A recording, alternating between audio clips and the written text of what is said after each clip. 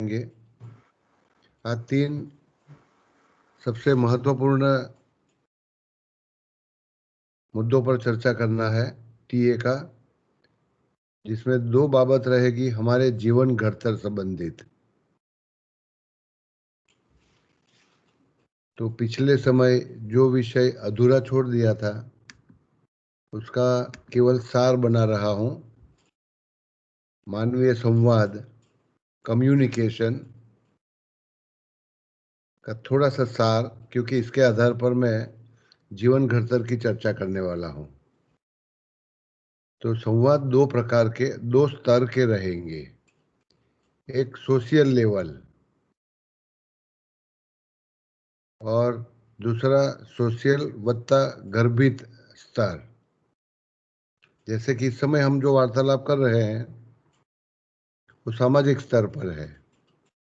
एक विषय परस्पर चर्चा की जा रही है, ट्रांजैक्शनल एनालिसिस। तो मैं कुछ माहिती आपको बताता हूँ, आप मुझे कुछ सवाल पूछते हो, तो विषय पर स्पष्टता की जा रही है। उसमें जानकारी अथवा तो ज्ञान के आदान प्रदान की, सिंपल एक्सचेंज ऑफ इंफॉर्मेशन होता है। तो इसको सोशल लेवल कहा जाता है। इसमें कोई गर्भित लेवल नहीं होता। सोशल लेवल का मतलब होता है जो वाणी में व्यक्त किया जाता है, जबकि हिडन लेवल है संवाद का गर्भित स्तर, वो मानसिक होता है, वो वाणी में व्यक्त नहीं किया जाता, उसकी वाचा नहीं बनती।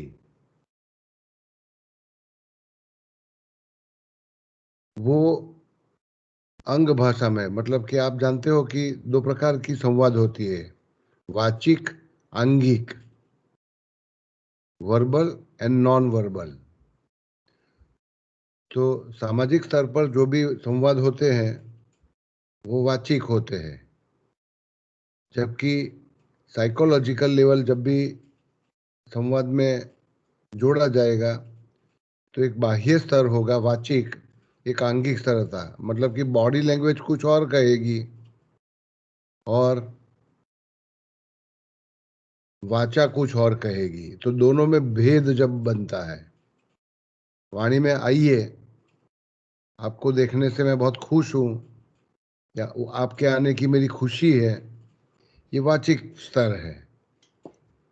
लेकिन अगर बॉडी लैंग्वेज, फेशियल एक्सप्रेशन अलग रहेंगे तो एक हिडन मैसेज सुनने वाले को जाएगा। तो एरिक बर्न ने कहा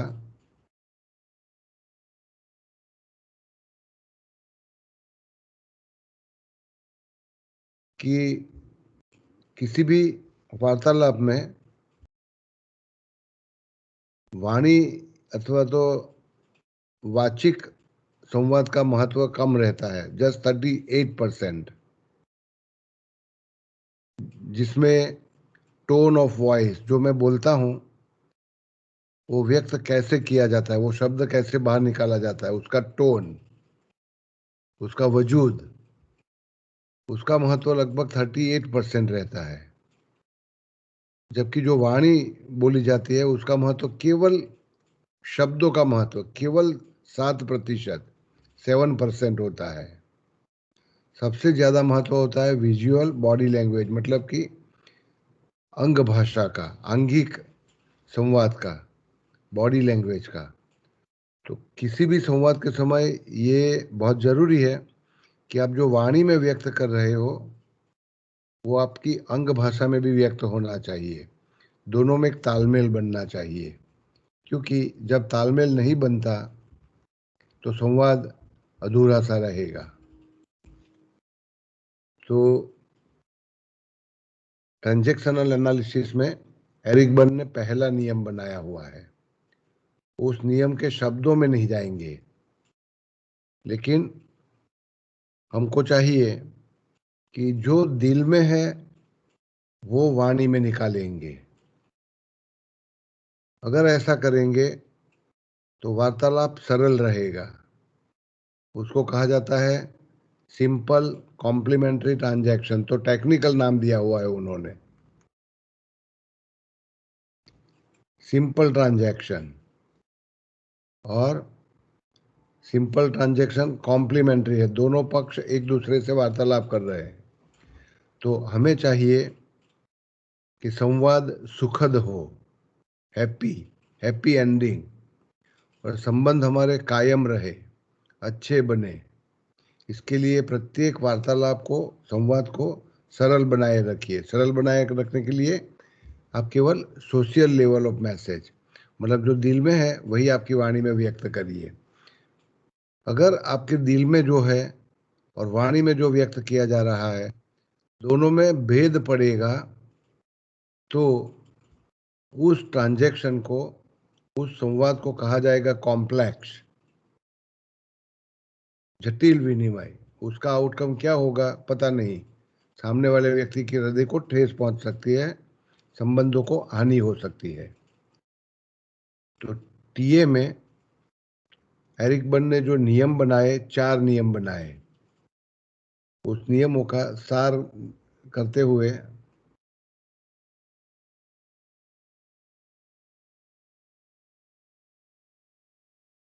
अपने संवाद को सरल बनाइए। जब आप किसी से वार्तालाप करते हो तो किसी एक ईगो स्टेट का उपयोग करते रहिए, ईगो स्टेट बदलिए मत, और जो वाणी आपके दिल में है वो वाणी में व्यक्त करिए। ये पहला नियम है।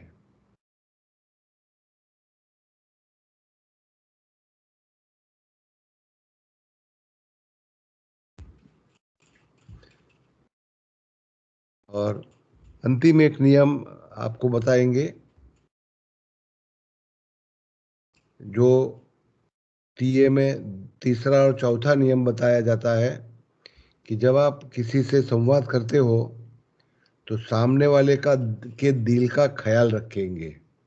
आप जो बोल रहे हो उससे उसके दिल पर क्या बीत रही है, या उसका अर्थघटन वो क्या कर रहा है। तो जैसे मैं बोलता हूँ तो मेरी आंगिक भाषा है, बॉडी लैंग्वेज है, फेशियल एक्सप्रेशन है, उसी तरह सुनने वाले का भी, जैसे वो सुनता है तो उसके चेहरे पर भी भाव उभरेंगे। तो हमारा नज़र उनके चेहरे के भावों पर लगातार रहना चाहिए, कि जो मैं कहना चाहता हूँ वही उनको पहुंच रहा है, कि वो कुछ अलग अर्थघटन निकाल रहे हैं। क्योंकि अत्यंत महत्वपूर्ण नियम है टीए में, कि किसी भी कम्युनिकेशन में value of communication depends on the receiver, not the sender. Receiver, respondent, मैं कहना कुछ और चाहता हूं, लेकिन सामने वाली व्यक्ति सुन कुछ और रही है, अर्थघटन कुछ और कर रही है। तो संवाद का आउटकम, परिणाम उनके ऊपर निर्भर रहेगा, मेरे पर नहीं। तो उनकी चेहरे पर मेरा लगातार नजर रहना चाहिए। तो ये 2 नियम, इन्होंने तो 4 बनाए, लेकिन मैं 2 नियमों में उसका सार निकालना चाहता हूँ। पहला नियम है, अपनी वाणी को सरल रखिए, आप दिल में जो है वही कहिए। और दूसरा, जब आप वार्तालाप करते हो, संवाद करते हो, तो सामने वाले के हृदय का ख्याल रखा जाए, ताकि जो आप कहना चाहते हो वही उनके दिल को पहुंच रहा है।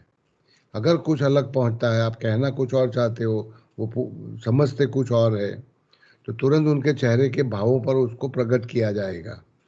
तो आपको चाहिए अपने body language and verbal language दोनों को मैच करें, और बोलते बोलते सामने वाले के चेहरे पर आप लगातार ध्यान रखें। तो ये टीए का सिंपल एक संदेश है। आपको आज मैं कहना चाहता हूँ कि किसी भी वार्तालाप में, संवाद में, अगर 2 स्तर पर बात होगी, एक सामाजिक स्तर, तो जैसे कि एक माहिती आपको बताई जा रही है, कुछ इन्फॉर्मेशन आपको दिया जा रहा है, उसी के समय अगर गर्भित स्तर पर मैं कुछ और अलग सोच रहा हूँ और आपको कुछ अलग पहुंच रहा है, तो एक दूसरा स्तर बनता है। तो ये संवाद जटिल, कॉम्प्लेक्स बन जाएगा। और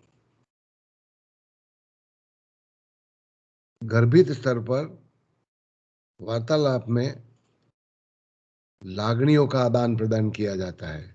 अत्यंत महत्वपूर्ण बाबत है कि सामाजिक स्तर पर जब कोई भी संवाद किया जाता है तो गर्भित स्तर पर दोनों पक्षों के बीच लागणियों का आदान प्रदान किया जाता है।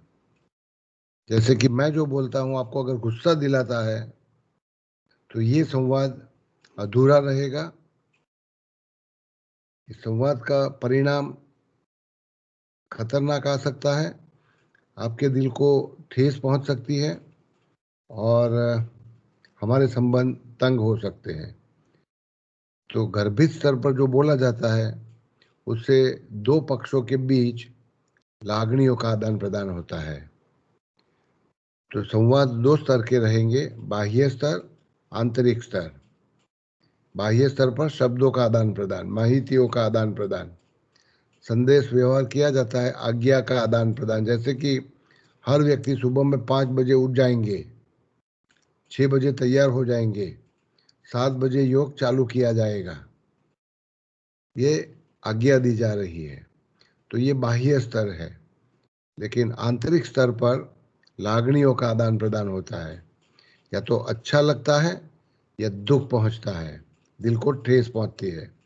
हमें ये ध्यान रखना बहुत जरूरी है कि हमारे कहने से किसी भी व्यक्ति को दिल को ठेस नहीं पहुंचनी चाहिए, क्योंकि इससे हमारे संबंधों को हानि, संवाद टूटता है और उस व्यक्ति पर भविष्य में इसका क्या असर हो सकता है उसका थोड़ा गंभीर चर्चा आज मैं करने वाला हूं। तो ये आपको था TA proper, transactional analysis proper, मतलब व्यक्ति व्यक्ति के बीच होने वाले संवादों का विश्लेषण। अगर इसमें आप कुछ शेयर करना चाहो।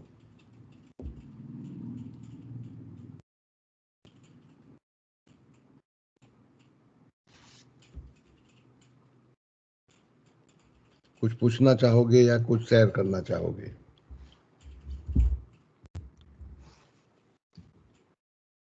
तो ये बातें तो कम्युनिकेशन में कई बार बताई जा चुकी है, बताई जाती है अलग अलग शब्दों में, लेकिन एरिक बर्न ने इसको 4 नियमों में बांध करके हमको बताई है।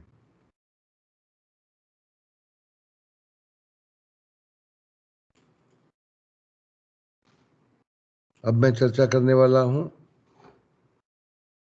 आदमी की जीवन कथा की। जैसे कि पूरा जीवन हम जीते हैं, लगभग 8 साल से लेकर मृत्यु तक जो जीवन जीते हैं, वो जीवन एरिक बर्न के कहने के अनुसार केवल अभिनय है। उसका कथानक, उसका कथापट बचपन में लिखा जाता है। मतलब कि हर व्यक्ति अपने जीवन का आयोजन, लाइफ प्लान अर्ली चाइल्डहुड में तय कर लेता है। अर्ली चाइल्डहुड का मतलब होता है जन्म से लेकर 8 साल का हिस्सा। पूरे जीवन आप जो भी करेंगे, सफल होंगे, निष्फल बनेंगे, सुखी होंगे, दुखी होंगे, समृद्ध बनेंगे, दरिद्र बनेंगे, जो भी तुम्हारे जीवन में बनता है उस सब का आयोजन बचपन में 8 साल के पहले किया जाता है। हर व्यक्ति बचपन में अपने पूरे जीवन की कहानी लिखता है। उस कहानी को कहा जाता है लाइफ स्क्रिप्ट। तो कैसे लिखी जाती है? तो life script unconscious life plan है। 4 साल का बच्चा, 5 साल का बच्चा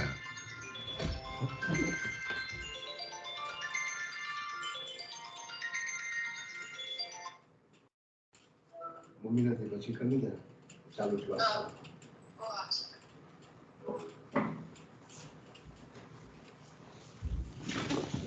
क्षमा।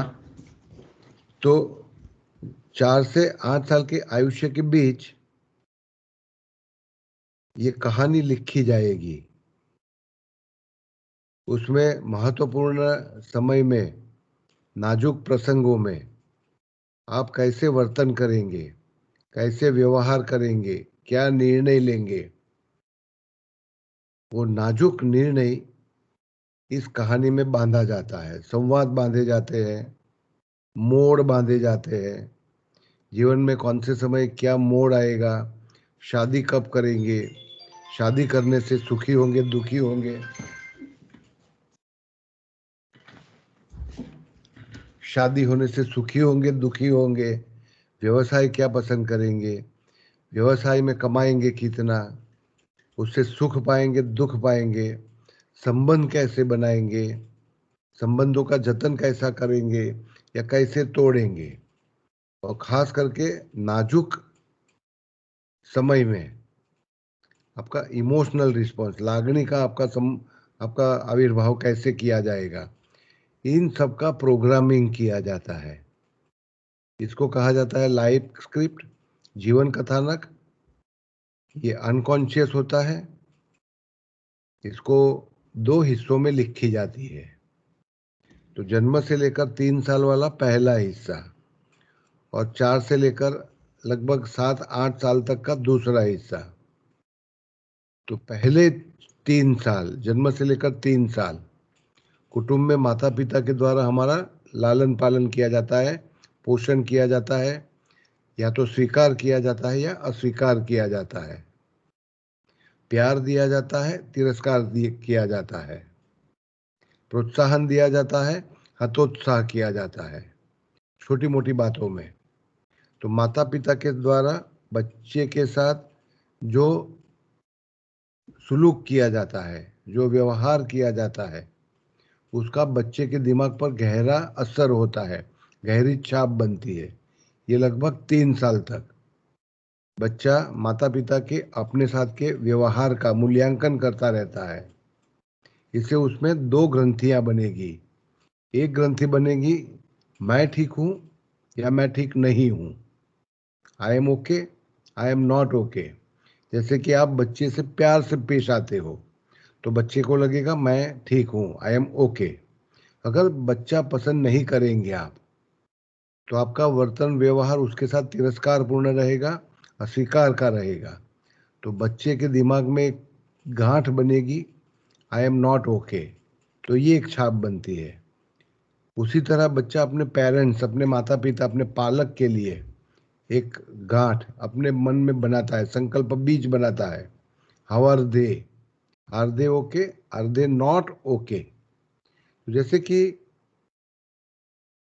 माता पिता प्यारे हैं, बच्चे को स्वीकार करते हैं, बच्चे को प्यार दे रहे हैं, दुलार दे रहे हैं, तो बच्चे के मन में माता पिता के प्रति आदर बनेगा, सत्कार बनेगा। तो बच्चा कहेगा my parents are good, they are okay, और दे आर नॉट ओके। तो इसके आधार पर बच्चा अपने मन में जन्म से लेकर 3 साल के आयुष्य में एक गांठ बनाता है, एक संकल्प बीज बनाता है। कहा जाता है जैसे कि एक कहानी लिखना है, तो कहानी के लिए कितने प्रसंग आएंगे, प्रसंगों में क्या मोड़ आएंगे, उसमें कौन क्या संवाद बोलेगा, क्या परिणाम आएगा, मैं इस कथा को कैसे आगे बढ़ाना चाहता हूँ, वो सब पहले लेखक सोच लेता है कुर्सी पर बैठकर अपनी आंखों को बंद करते हुए। उसी तरह बच्चा भी अपने जीवन की कहानी को लिखने के पहले जन्म से लेकर 3 साल तक अपने कौटुंबिक माहौल को, माता पिता के वर्तन व्यवहार को और अपने दिल को, इससे क्या असर होती है, उस सब के आधार पर कुछ संकल्प बीज बनाता है, उस नाजुक प्रसंग तय कर लेता है, और इसके आधार पर फिर ये अपनी किताब लिखना शुरू करता है।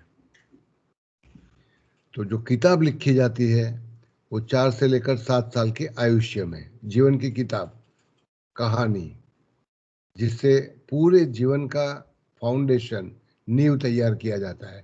इसको स्क्रिप्ट कही जाएगी, लाइफ स्क्रिप्ट। तो ध्यान में रहे कि हर व्यक्ति अपने पूरे जीवन की कहानी 8 साल के आयुष्य तक तैयार कर लेता है और इसको 2 भागों में बांटा जाता है।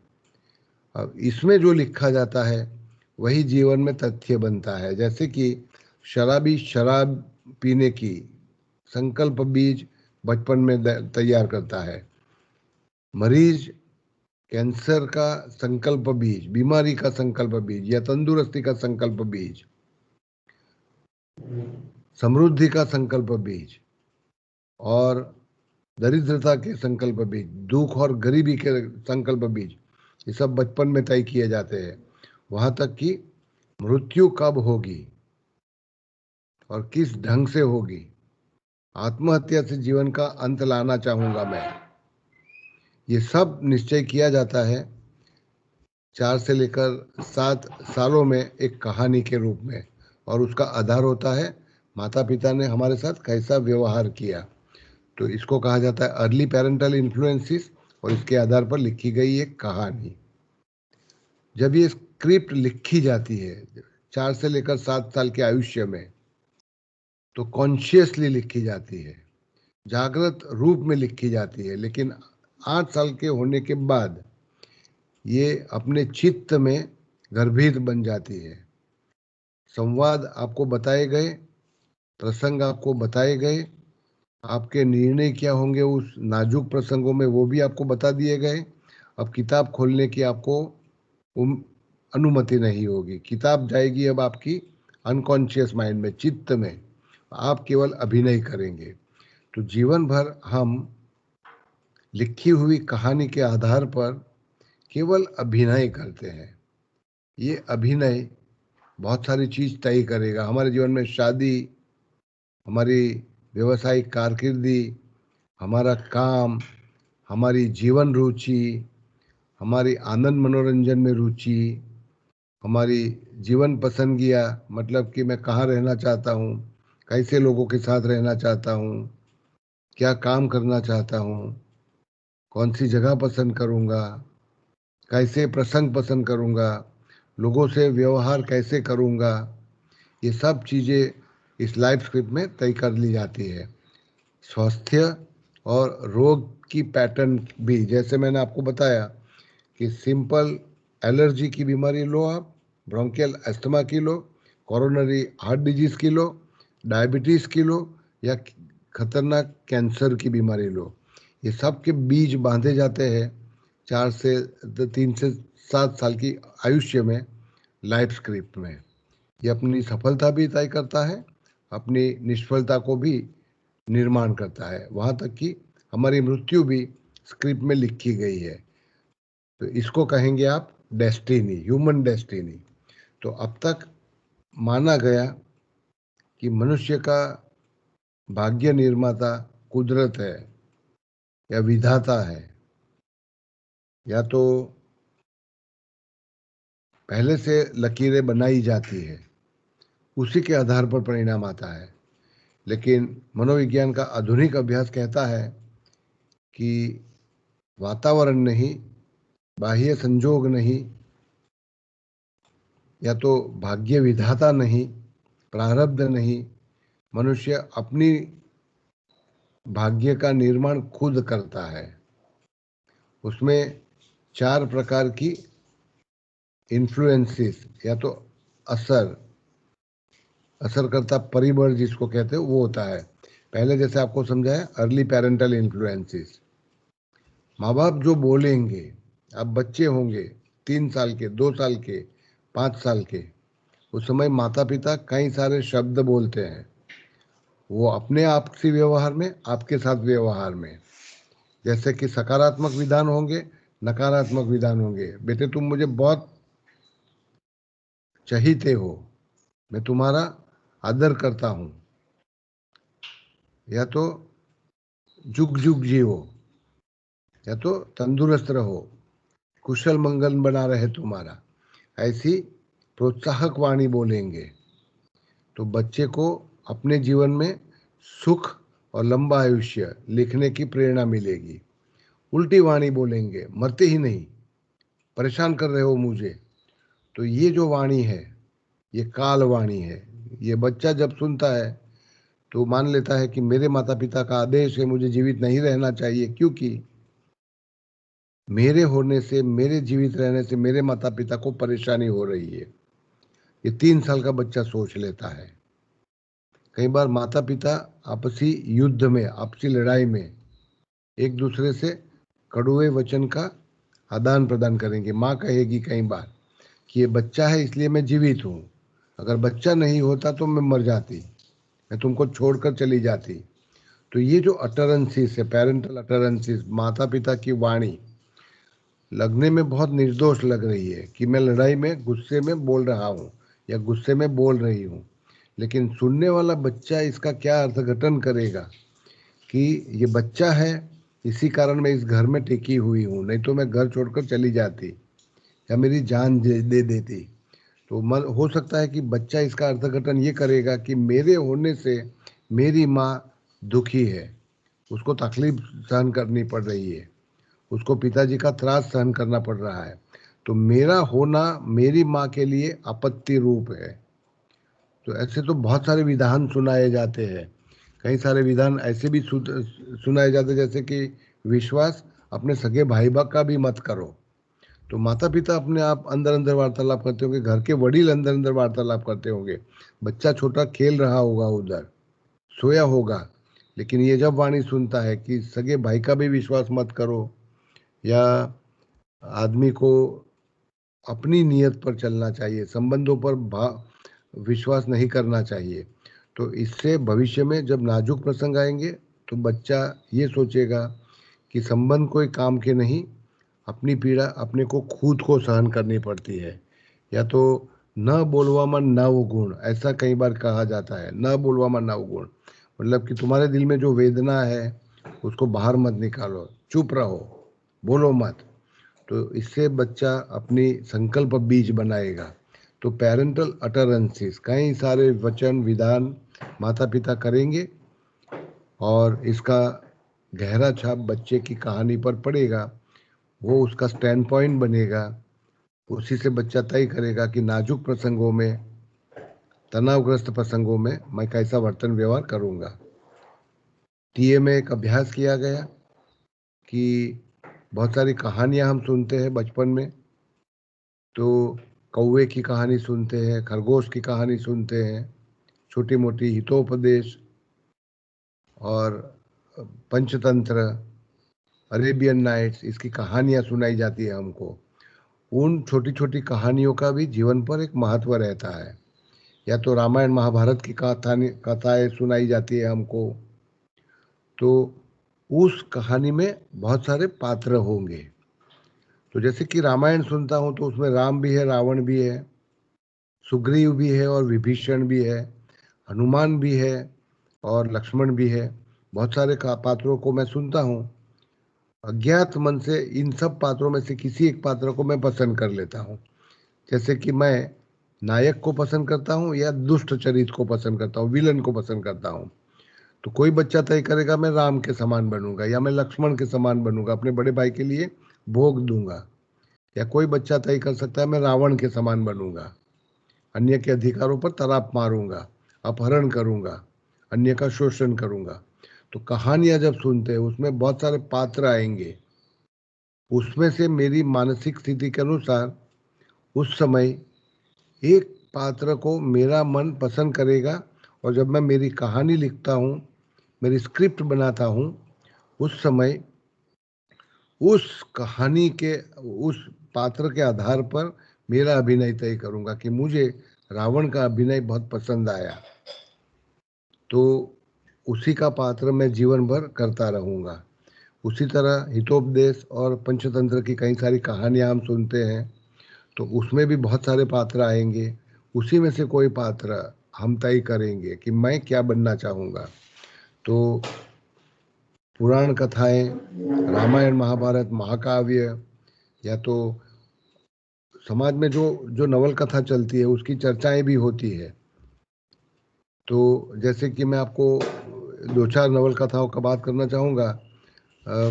जैसे कि एक दूसरे के लिए मूवी आई थी पिछली सेंचुरी में, सदी में 80 के दशक के दरमियान, उसका युवान मानस पर बहुत खराब असर रहा था। तो इस कहानी के, इस पिक्चर के बाहर आने के बाद हजारों लोगों ने प्यार में निष्फलता पाने के कारण आत्महत्या कर ली थी। तो आत्महत्या का संकल्प बीज कई बार ऐसी कहानियों से बनता है। या शरद चंद्र चट्टोपाध्याय ने देवदास लिखी, तो देवदास 3 पात्रों की कहानी थी। पारो थी, चंद्रमुखी थी और देवदास था। एक आदमी था जो प्यार का भूखा था, अपने पिता से प्यार नहीं मिला था, और 2 महिलाओं के बीच वो भटकता रहता है और शराब के लत में चकचूर हो जाता है। तो वो शराब में, प्यार में बलिदान दे देता है, शराबी बनकर के अपना जीवन त्याग कर लेता है। तो इस कहानी का उस जमाने में गांधी जी ने बहुत प्रतिरोध किया था कि समाज को ऐसी कहानियां नहीं चाहिए। इस समय हमें आज़ादी पाना है, गुलामी से मुक्त होना है, और ऐसी कहानियां अगर युवा सुनेंगे तो अपना जीवन एक प्रेमी पात्र के लिए न्योछावर कर देंगे। तो देवदास की बहुत सारी टीका की थी उन्होंने उस जमाने में। तो ऐसी कई सारी कहानियां हैं, जैसे कि पिछली सदी में संगम की कहानी आई कि प्यार में आपको अपना बलिदान देना है। तो चर्चा करके आपको रास्ता नहीं निकालना है, अपना बलिदान दे दो, अपना आत्मत्याग कर दो। तो ये जो भी मूल्य, सरस्वती चंद्र थी, गुजराती की जानी मानी नवलकथा 19वीं सदी में लिखी गई, और उसमें भी बहुत सारे नाजुक मोड़ आते हैं, दुखद प्रसंग बनते हैं। 2 व्यक्तियों का ब्याह रचाया जाता है, लेकिन शादी नहीं कर पाते वो लोग, अलग हो जाते हैं, और फिर कहानी ट्विस्ट लेती है, टर्न लेती है। तो ये सब कहानियाँ जिस समय चलती है उस समय लोग केवल पढ़ने के खातिर पढ़ते हैं ऐसा नहीं है। छोटा बच्चा भी ये कहानी सुन रहा होता है, और लगभग 8, 12, 15 साल का होगा उस समय, बचपन में उसने जो संकल्प बीज बनाया था, जो कहानी लिखी थी, उसमें इन वार्ताओं से क्या बोध मिलता है, क्या सीख मिलती है, ये भी बच्चा सुनता है। तो मूवीज़ का असर हो सकता है, कथाओं का असर हो सकता है, माता पिता की वाणी, केवल माता पिता नहीं, और अन्य वडील, जैसे कि शिक्षक होते हैं घर में, और भी पालक होते हैं, वडील होते हैं, चाचा होते हैं, मौसी होती है, वो लोग आपके बारे में क्या बोलते हैं, अपने बारे में क्या बोलते हैं, उस वाणी का भी हमारे पर असर रहता है। और माता पिता के हमारे साथ का ताल्लुक, व्यवहार, इसका असर हमारे पर रहता है। तो ये जीवन कथानक माना जाता है कि मनुष्य जीवन में पूरी जिंदगी का आयोजन पहले किया जाता है, बाद में जीवन जिया जाता है। तो व्यक्ति, मैं चर्चा का सार बनाने के लिए, कहानी लिखने के लिए क्या पसंद करेगा, तो निश्चित है कि या तो सुखद कहानी लिखी जाएगी या दुखद कहानी लिखी जाएगी। आम रूप से सुखद कहानी, जैसे कि शुरू से लेकर अंत तक कोई कहानी सुखद है, अच्छे ही प्रसंग बन रहे हैं, हंसी खुशी मनाई जा रही है, तो ऐसी कहानी कोई कोई पढ़ना पसंद नहीं करेगा। ऐसा मूवी देखना पसंद करेंगे जिसमें दुख होंगे, आंख में आंसू होंगी, पीड़ा होगी, ऐसे प्रसंग तय किए जाते हैं। तो अगर मुझे मेरे जीवन की कहानी लिखना है तो सामाजिक नीति ये बनाई गई कि सुखद प्रसंगों को, सफलता को नज़रअंदाज करो, दुख को, यातना को, निष्फलता को, आंख में आंसू को ज़्यादा पसंद किया जाता है। तो देवदास की कहानी ज़्यादा चलती है। सरस्वती चंद्र 150 सालों के बाद भी कायम है।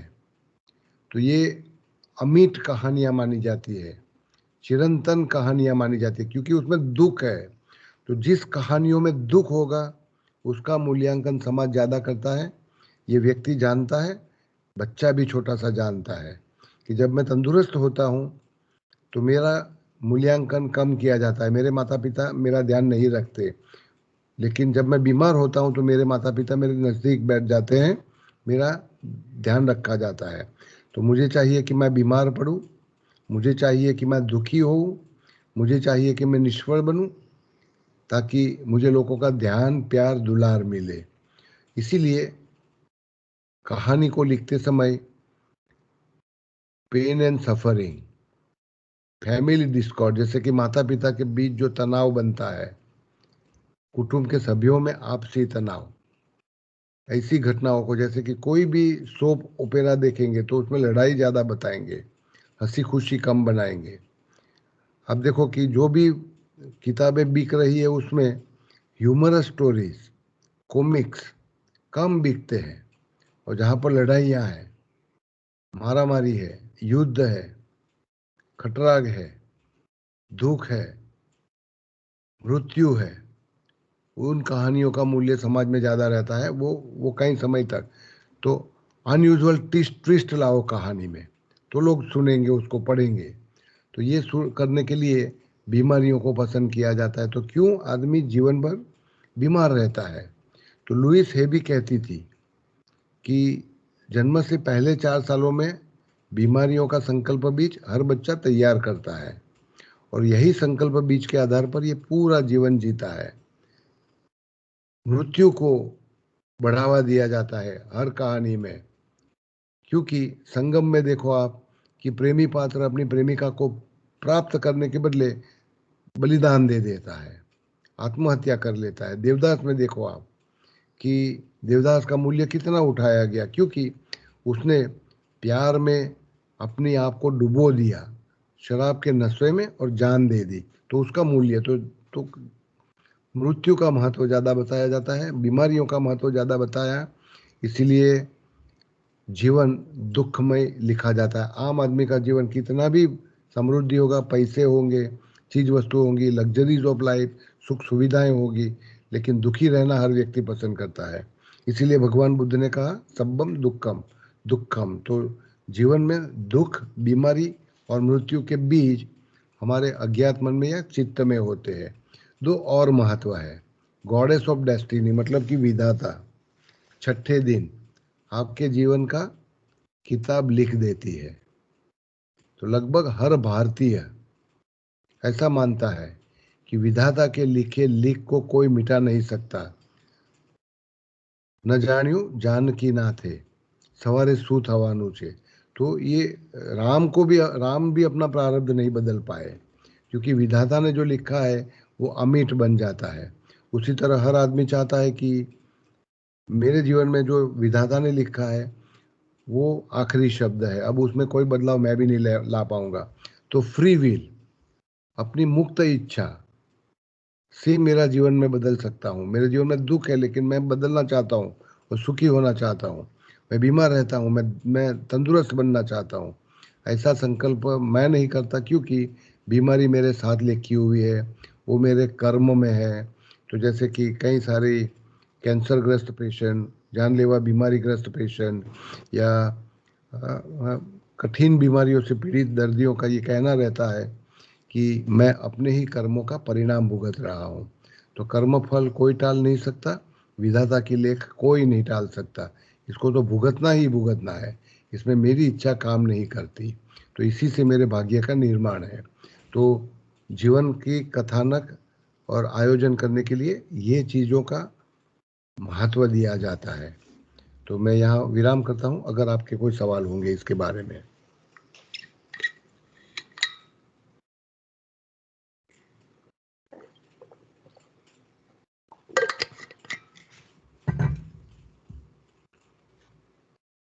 सर यस, 30 3 से 5 साल के बच्चे को इतनी क्या समझ में आती है कि मुझे ऐसा बनना है, ये करना है, या तो डेथ मेरी ऐसी होनी चाहिए? हाँ, प्रसंग बनेंगे। देखो, पहला एक गैर मान्यता ये दूर करे कि 3 साल के बच्चे को कुछ भी पता नहीं चलता। बच्चा अविकसित जरूर है, अल्प विकसित जरूर है, लेकिन उसकी समझदारी होती है। जैसे कि आप नवजात बच्चे को भी स्पर्श करेंगे तो उस स्पर्श में प्यार है या तिरस्कार है, उसका उसको पता चलता है। 6 महीने के बच्चे को भी उसकी ज्ञानेंद्रिया विकसित हो रही है। हाँ, वो अधूरी है, अल्प विकसित है। तो अर्थघटन भी इमेच्योर होगा, अपरिपक्व होगा, लेकिन वो अर्थघटन जरूर करेगा। बच्चा रो रहा है, आप उसको उठा नहीं रहे, तो बच्चा ऐसा मान लेता है माँ काम में है, या वो मेरा ध्यान रखती है हमेशा, ऐसा निर्णय नहीं करेगा मुझे नहीं उठाया जा रहा, मेरी अवगणना की जा रही है, मेरी उपेक्षा की जा रही है, ये बच्चा तय कर सकता है। तो पहली मान्यता ये दूर करें, नवजात से लेकर, अरे गर्भ में जो बच्चा होता है उस बच्चे को भी लागनी फीलिंग्स होती है ना। जब उसको प्यार से पेट पर माँ छूती है तो बच्चे को पता चलता है। तो बच्चा इमेच्योर है, अपरिपक्व है, उसको कुछ पता नहीं चलता, ऐसा मत मानिए। हाँ, वो अल्प विकसित होने के कारण अर्थघटन, जैसे कि मैं पुख्त व्यक्ति हूँ तो मेरा अर्थघटन अलग होगा एक घटना का। किसी ने मेरा अपमान किया तो मेरा अर्थघटन मूल्यांकन अलग होगा। एक बच्चे को अगर मारा जाता है 4 साल में, 3 साल में, तो उसका अर्थघटन अलग होगा। इसका जीवन भर असर पड़ेगा। लेकिन सर अभी मान लीजिए एक्सीडेंटली डेथ हो जाती है किसी की, तो हाँ वो कैसे उसका उसने निर्णय लिया कि मेरी मृत्यु ऐसे होनी चाहिए?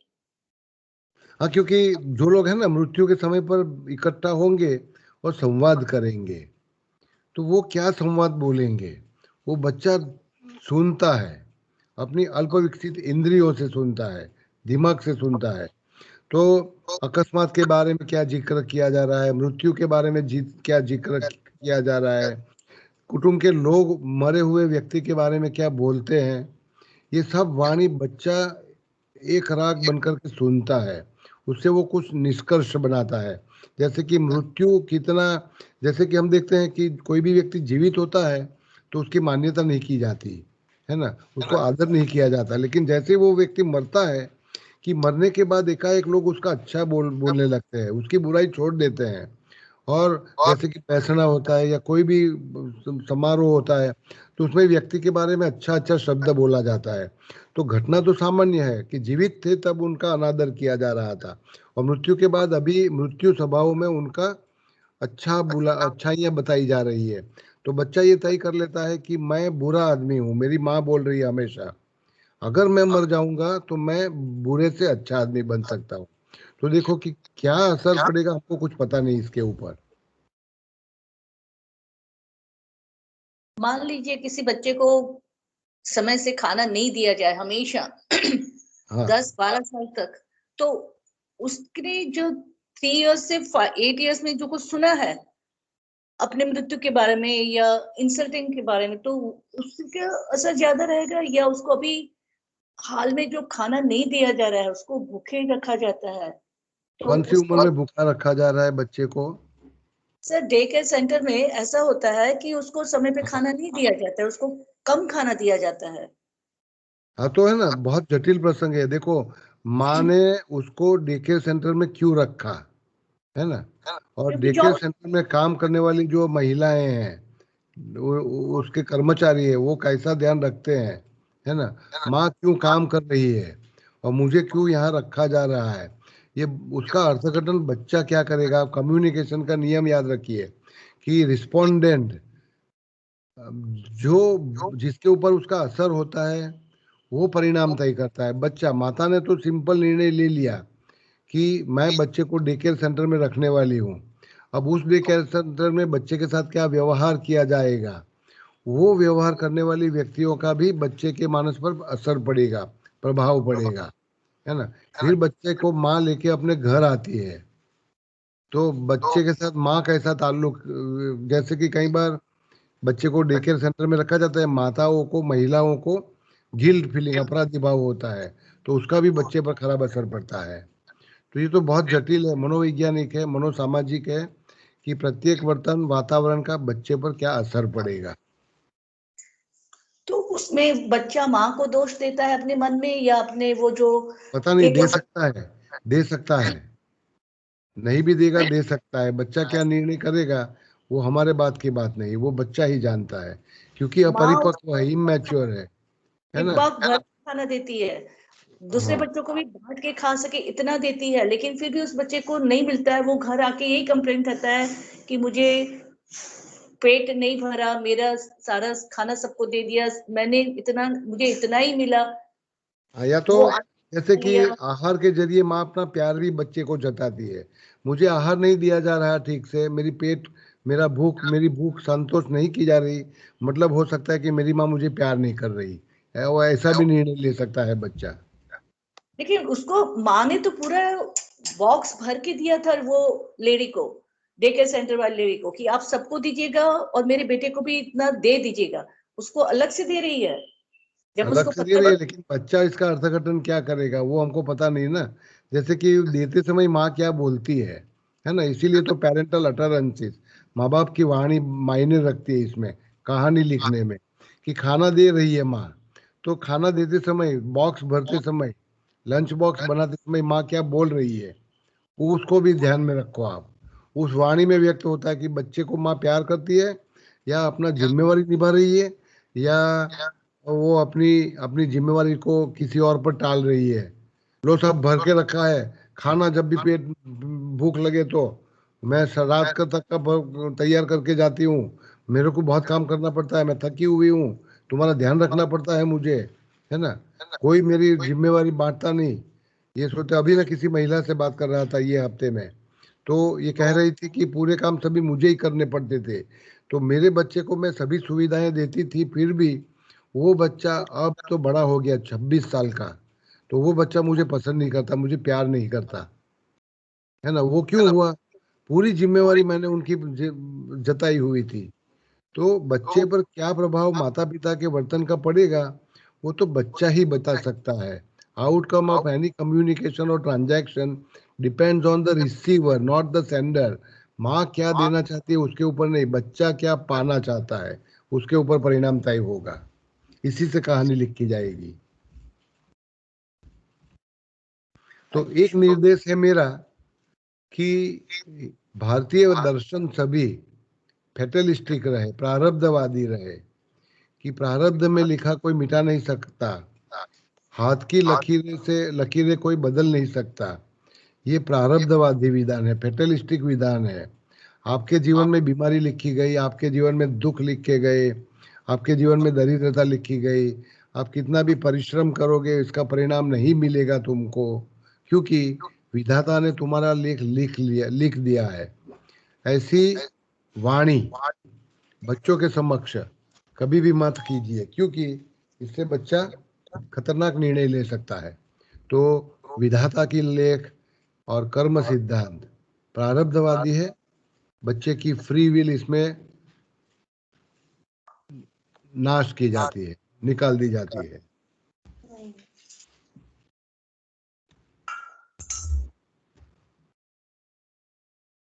और कोई सवाल? Thank you sir.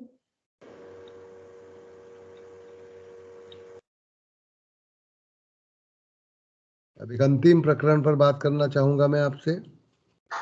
किरण भाई, can you elaborate little on free will?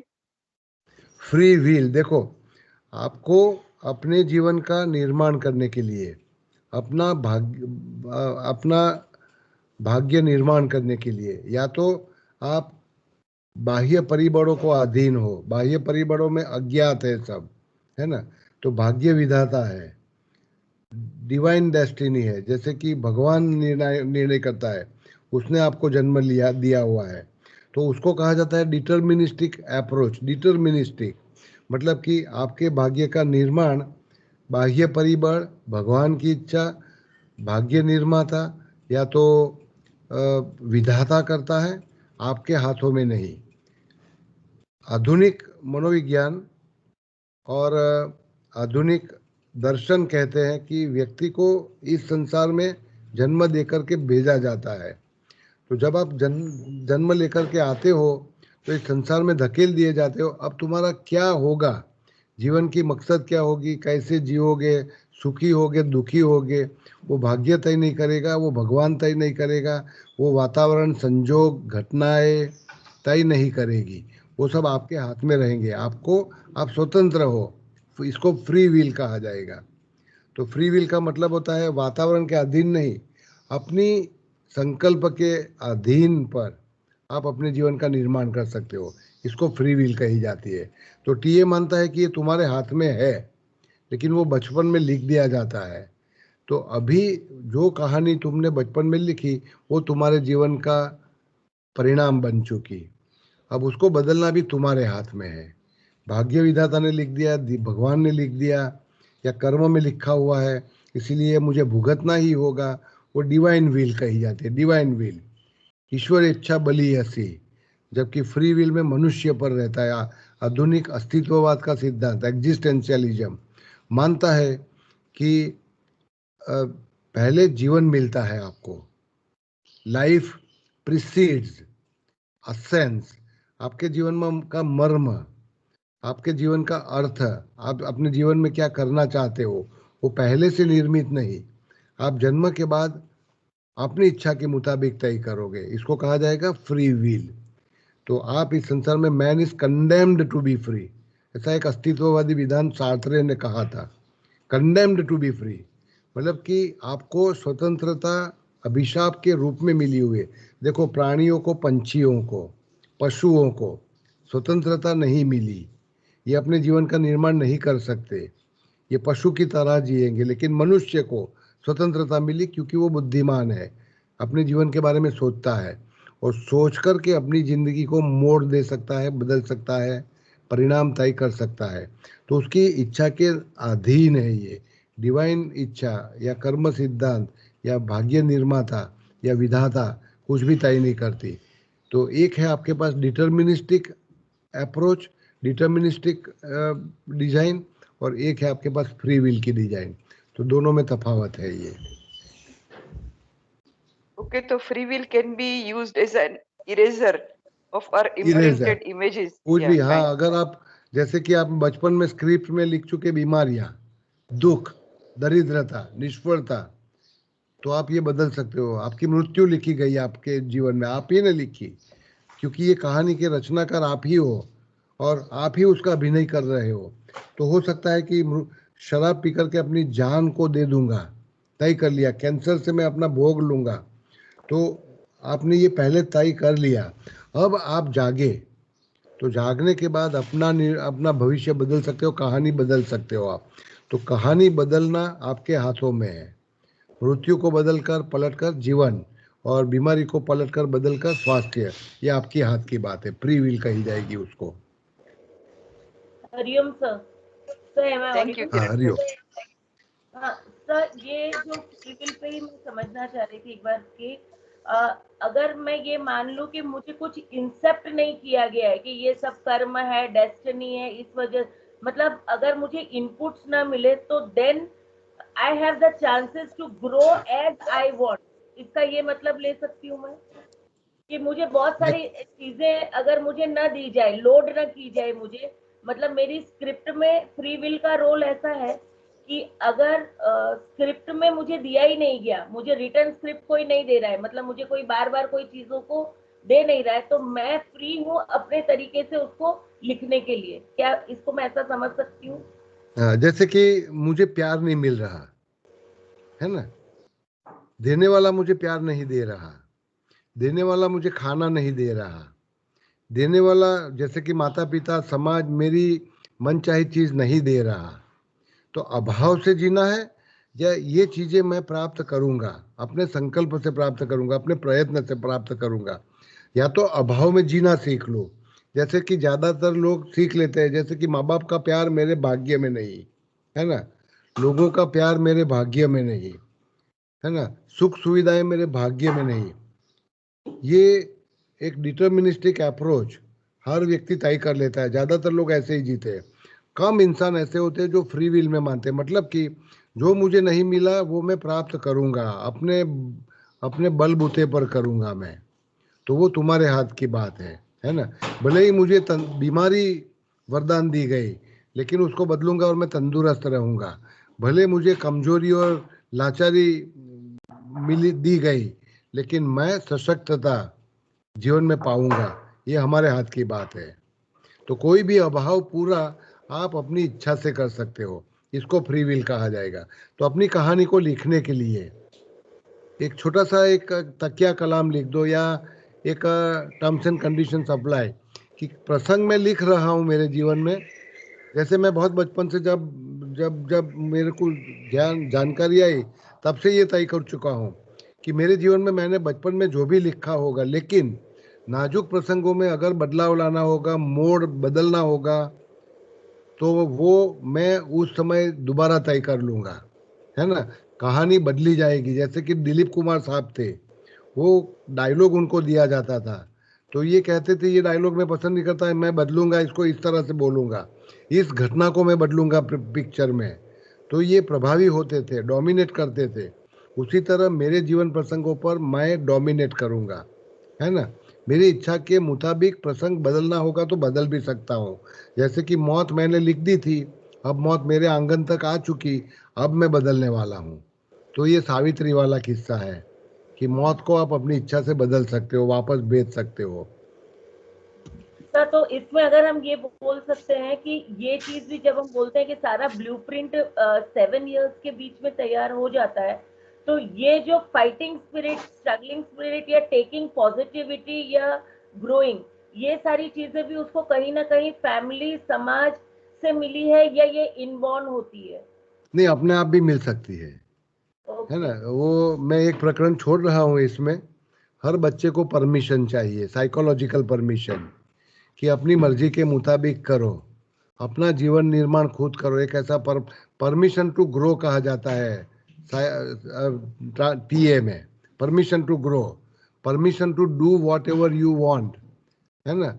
आपको स्वतंत्रता है, आपका अधिकार है, ऐसा एक परमिशन माँ बाप के द्वारा दिया जाता है। जब बच्चे को ये परमिशन डिनाई किया जाता है तो बच्चा अपना नजरिया तय करेगा।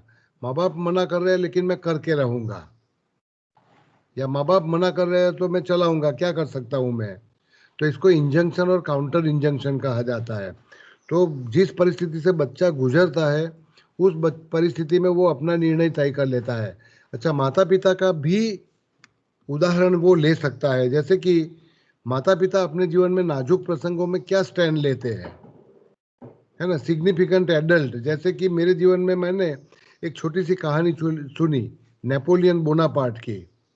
अब वो कहानी मैंने सुनी थी लगभग मैं 9वीं कक्षा में था।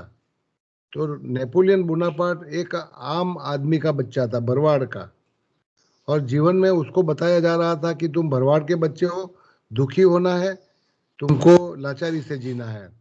तो ये विधान लगातार उसको सुनाए जा रहे थे। तो नेपोलियन कहते थे मैं महाराजा बनने के लिए, सम्राट बनने के लिए जन्म लिया है, मैं लाचारी में जीवन नहीं जीऊंगा, है ना। तो कई लोग उसके ऊपर हंसते थे। तो ये बोलते थे Napoleon, nothing is impossible in this world. ये एक विधान है उनका जो 9वीं कक्षा में मैंने सुना। तो वो सुनने के बाद लगातार मेरे दिमाग में, अंतःकरण में हलचल मची, और मुझे लगा कि मेरी जो स्क्रिप्ट मैं अब तक लिख चुका हूँ वो स्क्रिप्ट बदलना होगा मुझे, मैं बदलूंगा अभी, क्योंकि nothing is impossible in this world. तो मेरे जीवन में 9वीं कक्षा के बाद एक बदलाव आ गया एकाएक। तो ये कभी भी हो सकता है तुम्हारे जीवन में।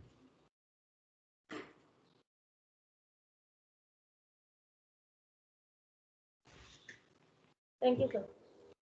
ओके, अब अंतिम एक कंसेप्ट है, मनोवैज्ञानिक है, इसको कहा जाता है साइकोलॉजिकल गेम्स। तो ऐसा है कि हमें जीवन में कुछ कमाना है, सामाजिक प्राणी है, आपसी व्यवहार सामाजिक ढंग से करते हैं, लेकिन अंदरूनी, अंडरनीथ,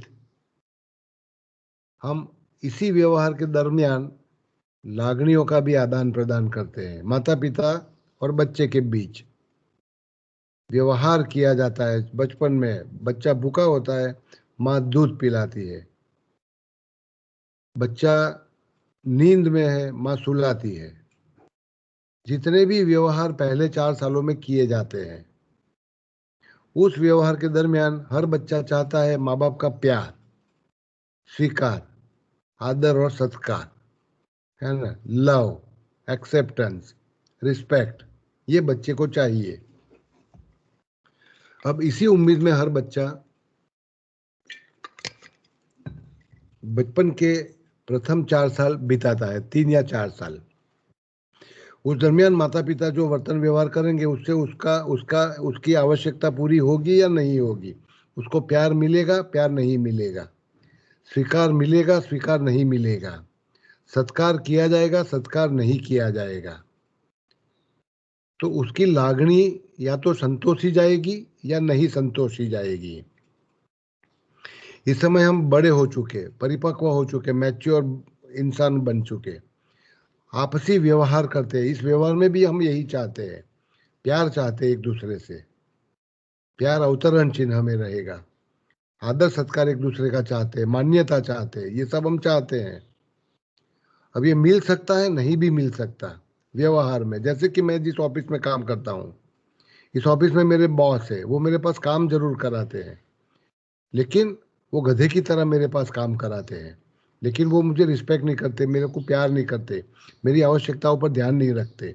तो उसी तरह बच्चा जब बचपन में पल रहा होता है, उसकी आवश्यकताएं होती है, इमोशनल नीड्स, या तो वो पूरी की जाती है, वो नहीं की जाती, कई सारी चीज़ें उसको सिखाई जाती है।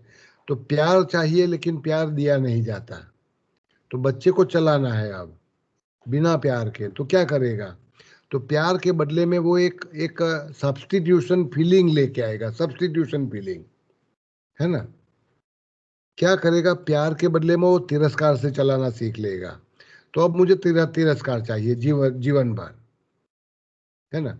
बच्चे को करना है गुस्सा माँ बाप पर, अपने बड़े भाई पर या अपनी बहन पर, लेकिन माँ बाप लगातार बोलते हैं गुस्सा मत करो, गुस्सा मत करो। तो ये आपसी व्यवहार है 3 साल के बच्चे के साथ, गुस्सा नहीं करवाया जा रहा, गुस्सा करने की अनुमति नहीं दी जा रही। तो बच्चा जी रहा है, गुस्सा करना चाह रहा है, लेकिन गुस्सा नहीं कर पा रहा है। तो अभी गुस्से को सब्स्टिट्यूट करना होगा उसको, तो गुस्से को बदलना होगा। जो चाहिए वो नहीं मिल रहा, प्यार चाहिए, तिरस्कार मिल रहा है, तो प्यार को तिरस्कार में बदलना है। मान्यता चाहिए, कदर चाहिए, नहीं मिल रही, अस्वीकार में बदलना होगा, अस्वीकार से चलाओ, है ना। तो बच्चा संकल्प बीज बनाएगा अपनी कहानी लिखते समय कि जो मुझे चाहिए वो नहीं मिल रहा, मैं कुछ और चीज़ से चलाऊंगा, है ना। मुझे बहुत सारा खाना चाहिए लेकिन खाना नहीं दिया जा रहा, तो अभाव से चलाऊंगा, भूखमरे से चलाऊंगा। तो सब्स्टिट्यूट फीलिंग की जाती है, रिप्लेस की जाती है ना। तो प्यार है, गुस्सा है, ईर्ष्या है, सुख है, आनंद है, ये ऑथेंटिक फीलिंग कही जाती है, ऑथेंटिक सत्तावार लागणी है। और ये संतोष नहीं की जाती तो बच्चे को सब्स्टिट्यूट करना होता है, सब्स्टिट्यूट, उसको बदलना होगा, इससे चलाना होगा। पिताजी का प्यार नहीं मिल रहा लेकिन पिताजी का चांटा मिल रहा है, चांटे से मुझे दुख होता है, मेरी आंखों में आंसू आता है, तो प्यार के बदले आंसू से चलाऊंगा मैं। तो प्यार के बदले आंसू से चलाता हूं तो वो बन जाता है मेरा रैकेट फीलिंग। रैकेट शब्द प्रयोग किया गया, रैकेट फीलिंग। अब 4 साल तक ये व्यवहार होता रहा। 4 साल से 7 साल के आयुष्य में मैंने जीवन की कथानक लिखना प्रारंभ किया। तो कहानी लिखने के लिए बेसिक स्टफ चाहिएगा, तो उसमें मैं क्या तय कर लेता हूँ कि प्यार तो कभी मिलेगा नहीं, तो मुझे सब्स्टिट्यूट करना होगा रैकेट फीलिंग से, रैकेट से उसको सब्स्टिट्यूट करना होगा। तो प्यार को तिरस्कार से बदल दूंगा और मेरी पूरी कहानी इस तरह से लिखूंगा ताकि रैकेट फीलिंग से जीवन चलाऊंगा, काम चलाऊंगा। तो जैसे कि ज्योति बहन पूछ रही थी अभी कि बच्चे को खाना चाहिए, नहीं दिया जा रहा है, भूखा मार दिया जा रहा है। बच्चे को स्पर्श चाहिए, उसको हड़सेला जा रहा है, फेंका जा रहा है, दूर हटाया जा रहा है। तो कोई बात नहीं, प्यार से नहीं तो तिरस्कार से काम चलाऊं। अब वो तिरस्कार जीवन भर पाऊंगा क्योंकि मेरी माँ को ये पसंद था, मेरे पिताजी को ये पसंद था, मेरे पालक को ये पसंद था। मुझे प्यार नहीं, तिरस्कार दे, मुझे स्पर्श नहीं, हड़सेला जाए, फेंका जाए। तो ये रैकेट फीलिंग अब मुझे जीवन भर पाना है। वो शादी में पाना है, वो नौकरी और काम में पाना है, वो संबंधों में पाना है, रैकेट फीलिंग चलाना है। जो चाहिए वो मेरा अधिकार था, वो नहीं मिला मुझे, अब मुझे सब्स्टिट्यूट फीलिंग या रैकेट फीलिंग से काम चलाना है। तो ऐसी रैकेट फीलिंग से काम अगर मुझे चलाना होगा, अब मैं संसार में बाहर निकला, स्कूल जीवन पूरा कर लिया, नौकरी करने लगा, शादी किया, मित्र बनाए, है ना। तो अब देखो उस समय में वो रैकेट फीलिंग मुझे कहाँ मिल सकती है। तो दर बदर भटकूंगा अभी मैं, मुझे वो रैकेट फीलिंग चाहिए, मुझे तिरस्कार चाहिए। तो शादी में भी तिरस्कार कैसे आएगा? तो इसके लिए मुझे एक खेल खेलना पड़ेगा। तो जैसे कि मेरी छाती पर एक विधान लिखूंगा, मुझे तिरस्कार दो, मुझे मारो, मुझे अपमानित करो, मुझे दुखी करो, क्योंकि सुख चाहिए था, सुख नहीं दिया गया, हैप्पीनेस, तो सैडनेस, दुख से मुझे चलाना है। तो दुख बनेगा मेरा रैकेट फीलिंग। मुझे गुस्सा करना है, लेकिन गुस्सा करने का मौका मुझे कुटुंब में नहीं दिया जा रहा है ना, बचपन में। तो इमोशनल एक्सप्रेशन, लागनियों को व्यक्त करो, ऐसा मुझे एक मौका दिया जाना चाहिए था। लेकिन माँ बाप लगातार बोलते रहे, गुस्सा मत करो, गुस्सा मत करो, या रो मत, रो मत, रोना दबा दो तुम, या गुस्सा दबा दो। तो गुस्सा जब मैं दबाता हूँ तो मेरे को दुख होता है और मैं रोने लगता हूँ। तो गुस्से को रिप्लेस किया गया दुख से, आंखों में आंसू से। अब ये बनेगा मेरा रैकेट फीलिंग। अब रैकेट फीलिंग मुझे हर प्रसंग में, हर संजोग में, हर ट्रांजैक्शन में, हर संबंध में चाहिए। तो मैं शादी में, नौकरी काम करने में, सामाजिक वर्तन व्यवहारों में, फंक्शंस में जहाँ पर भी जाता हूँ, तो ऐसे व्यक्ति को खोजूंगा जो मेरी रैकेट फीलिंग को मुझे पूर्ति कर पाए। अब मैं उम्मीद करता हूँ मेरी बात समझ रहे हो। इसको एक मनोवैज्ञानिक ढंग देना होगा मुझे, अज्ञात रूप से, हिडन गेम, कि मैं मेरी छाती पर लिखे हुए हूँ, मेरा अपमान करो, मुझे दुखी करो, मेरी आंखों में आंसू लाओ, है ना। मैं इनवाइट करता हूँ लोगों को, इनवाइट। अब ये कौन करेगा? तो एक बहुत बड़ा ट्रायंगल बनाया गया। ट्रायंगल में मुझे दुखी होना है, मुझे रोना है, तो मैं बनना चाहता हूँ विक्टिम, है ना। मेरे पर जुल्म करो तो एक जुल्मी लाना होगा, तो एक जुल्मी खोजना होगा। तो तुम ऑफिस में जाओगे, ऑफिस में जाओगे तो बॉस को बनाओगे। बीवी है, शादी कर ली, तो हस्बैंड को परसिक्यूटर बनाएगी। परसिक्यूटर का मतलब होता है दुख देने वाला। मेरी आंखों में आंसू दो, बस ये मेरी रैकेट फीलिंग है। दुख दो मुझे, अपमानित करो मुझे, मेरा मेरा खूब लाभ उठाओ। तो ये परसिक्यूटर के पास जाती है। अब दुखी हो जाता है, दुखी होता है, विक्टिम बनता है। अब इससे बाहर भी निकलना चाहता है, क्योंकि पूरा दिन तो ऐसे निकल नहीं सकता, तो किसी मददगार की उम्मीद करेगा, है ना, तो रेस्क्यूअर। तो कार्पमैन ने बताया, ये कार्पमैन ट्रायंगल कहा जाता है, स्टीवन कार्पमैन। उसने बोला कि किसी भी मनोवैज्ञानिक कहानी में, साइकोलॉजिकल गेम्स में 3 पात्र होंगे। एक विक्टिम होगा जो पहले से ही तय कर लेता है, I am not okay, poor me, अरे मैं तो ऐसी ही हूँ, है ना। तो एक सामान्य मैरिटल गेम का मैं उल्लेख करना चाहूँगा भारतीय वातावरण के अनुसार, सास बहू और पिता पति का, है ना। तो बहू है, पति तो घर से है नहीं, घर पे है नहीं, नौकरी करने को जाते हैं।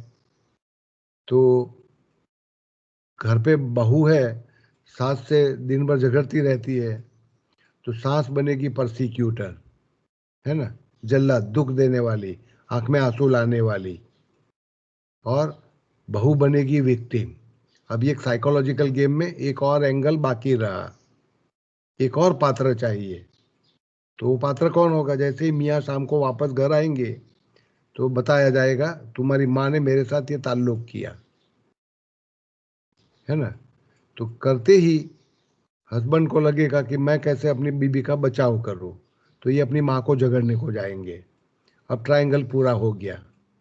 किसी भी कहानी को देखो, आपको अगर शराबी की कहानी बनाना है, देवदास, पारो और चंद्रमुखी 3 पात्र चाहिए ही चाहिए। तो इसमें देवदास थे, वो विक्टिम थे। तो अब उसको बदलना है, या तो चंद्रमुखी के पास जाना है या पारो के पास जाना है। तो ट्रायंगल बनाना है। अपनी रैकेट फीलिंग कमाने के लिए तुमको एक त्रिपात्री अभिनय करना होगा। और ये कहानी लगातार आप दोहराते रहेंगे, हर बार ये होगा। हर बार बहू की हालत एक ही होगी, ये दुखी होगी, सासू चिल्लाएगी, और हस्बैंड है वो लाचारी अनुभव करेंगे। और ये कहानी, ये वार्ता, ये खेल तीनों के द्वारा खेले जाएंगे। इसको कहा जाता है ड्रामा ट्रायंगल। ध्यान में रहे, बचपन में हमने एक रैकेट फीलिंग तय कर ली, सब्स्टिट्यूट फीलिंग, है ना, जो सच्ची नहीं है। जो करना था, जो चाहिए था वो नहीं किया, कर पाया, तो रैकेट फीलिंग से बदल दिया। अब वो रैकेट फीलिंग कमाने के लिए जीवन भर मैं लोगों के साथ, चाहे वो मेरे कुटुंब में हो, कामकाज के स्थान में हो, या कहीं भी जाता हूँ, तो एक गेम खेलना सीख लेता हूँ। इस गेम को कहा जाता है टीए में साइकोलॉजिकल गेम। साइकोलॉजिकल गेम का मतलब ये होगा कि तीन पात्र अपनी अपनी मनचाही, तीनों पात्र अपनी अपनी मनचाही रैकेट फीलिंग कमाएंगे। रैकेट फीलिंग कमाएंगे, उसको जमा करते जाएंगे। हर बार सासू, बहू और पति का, तीनों का जो झगड़ा होता है, उसमें प्रत्येक व्यक्ति को एक लागणी मिलेगी, एक रैकेट फीलिंग मिलेगी। ये रैकेट फीलिंग बचपन में मैंने तय की थी, अब तो आउटडेटेड है ना। बचपन में तय की थी, अब तो छोड़ देना चाहिए। अब तो मैं पुख्त बन चुका, अब मैं पढ़ाई कर चुका, बुद्धिमान बन चुका। रैकेट फीलिंग से काम नहीं चलाना है। फ्री विल, मुझे दुख के बदले प्यार से चलाना है, तिरस्कार के बदले मान प्राप्त करना है। तो मुझे बदलना चाहिए, अब नहीं बदलता हूं मैं, और मैं वो गेम्स पे खेलना चालू रखता हूं। तो हर इंसान, आप देखिए कि साइकोलॉजिकल गेम्स खेलते रहते हैं। पूरा समाज दुखी है, क्योंकि जैसे मैंने स्क्रिप्ट में बताया, दुख और बीमारी एक दूसरे को देते रहना है, नेगेटिव फीलिंग्स एक दूसरे को देते रहना है, क्योंकि हर व्यक्ति भूखा है, भिखारी है रैकेट फीलिंग के लिए। और रैकेट फीलिंग के लिए पूरे समाज में एक पूरा षड्यंत्र बना दिया गया है। तो मैं थोड़ा सा रुकता हूँ पूरा करने के पहले। अगर आपका इसमें कोई सवाल हो, आपको समझना है रैकेट फीलिंग, आपको अपनी खुद की रैकेट फीलिंग पहचाननी होगी, क्योंकि हम सब कहीं ना कहीं ऐसी साइकोलॉजिकल गेम्स खेल रहे हैं और नेगेटिव फीलिंग इकट्ठी कर रहे हैं, और फिर उस फीलिंग का क्या किया जाता है वो बाद में बताता हूँ। अगर इसमें कोई सवाल हो आपका, मैं डिस्क्राइब कर रहा हूँ आपको साइकोलॉजिकल गेम्स इन टीए।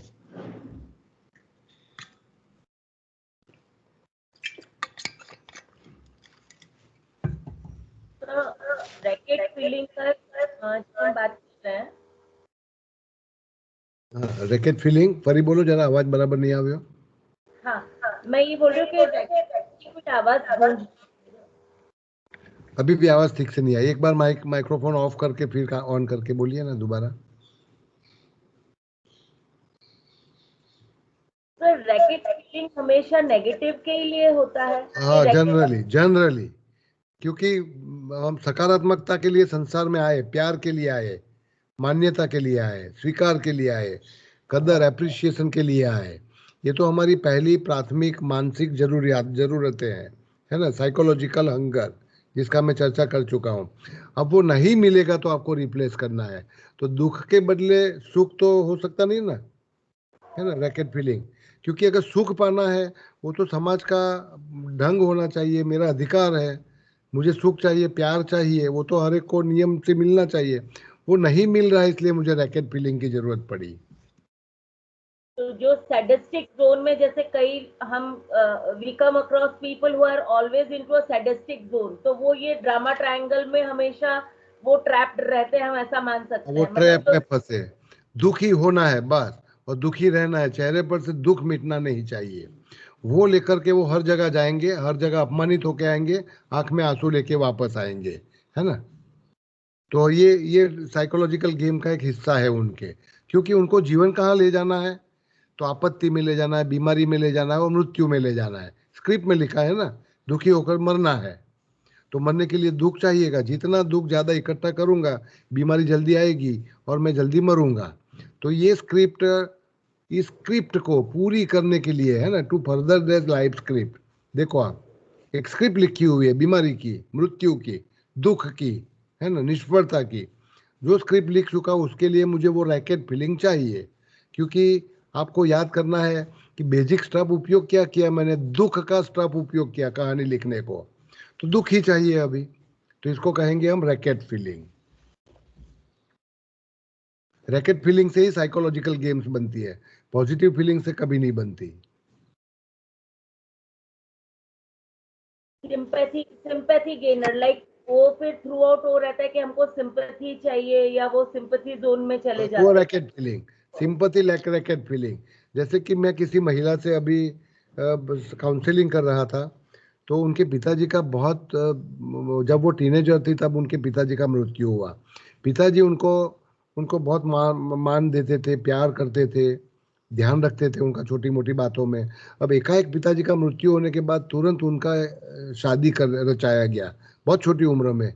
वो 18-19 साल की थी तब उनकी शादी कर ली गई पिताजी के जाने के बाद। अब ये पिताजी से जो प्यार और आदर चाहती थी वो नहीं मिल रहा, तो नेचुरली वो सिंपैथी से काम चलाना चाहेगी। तो सिंपैथी किसका लूंगी, तो पिताजी का सब्स्टिट्यूशन उन्होंने हस्बैंड में कर लिया, समझे ना। और हस्बैंड से वो सब्स्टिट्यूट करना चाहती है, जो कई कई सारे लोगों में ऐसा होता है। तो substitute feeling sympathy, attention seeking, substitute feeling, तो ये रैकेट फीलिंग हो गई। और ये पूरी करने के लिए पूरी कहानी लिखी उसने। तो उसने एक बीमारी तय कर ली कि हस्बैंड का स्पर्श और प्यार कैसे मिलेगा मुझे, ध्यान कैसे मिलेगा। तो उसने फाइब्रोमाइल्जिया सिंड्रोम पैदा कर लिया। ओके, तो ये लगभग 22 सालों से ये स्क्रिप्ट खेल रही है, ये गेम खेल रही है अपने हस्बैंड के साथ। तो रैकेट फीलिंग का बहुत महत्व है। अब प्रत्येक रैकेट फीलिंग को अपनी स्टैंप कलेक्शन में आप डालेंगे। रैकेट फीलिंग को टीए में कहा जाता है स्टैंप। स्टैंप हर किस्से में, सासू बहू और हस्बैंड की हर झगड़े में तीनों लोग एक रैकेट फीलिंग कमाएंगे। एक को गुस्सा मिलेगा, दूसरे को दुख मिलेगा, है ना, तीसरे को हताशा मिलेगी। रैकेट फीलिंग, आशा से काम नहीं चलता तो निराशा से चलाऊंगा, हताशा से। तो तीनों लोग ने एक एक लागनी पाई। तो जैसे कि हस्बैंड हमेशा गुस्सा रहेंगे अपनी बीवी पर, अपनी माँ पर, है ना। पत्नी रहेगी दुखी, अनहैप्पी, ओके।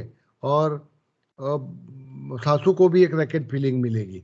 तीनों लोग अपनी अपनी मन के कुंभ में एक नेगेटिव फीलिंग हर किस्से में, हर प्रसंग में, हर संजोग में डालते जाएंगे, जमा करते जाएंगे। तो इस चीज को कहा जाता है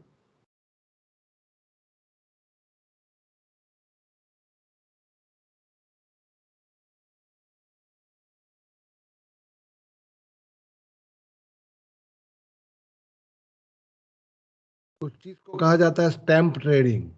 stamp trading, we are trading in stamp. थोड़ा बाद में आएगा, थोड़ा बीच में।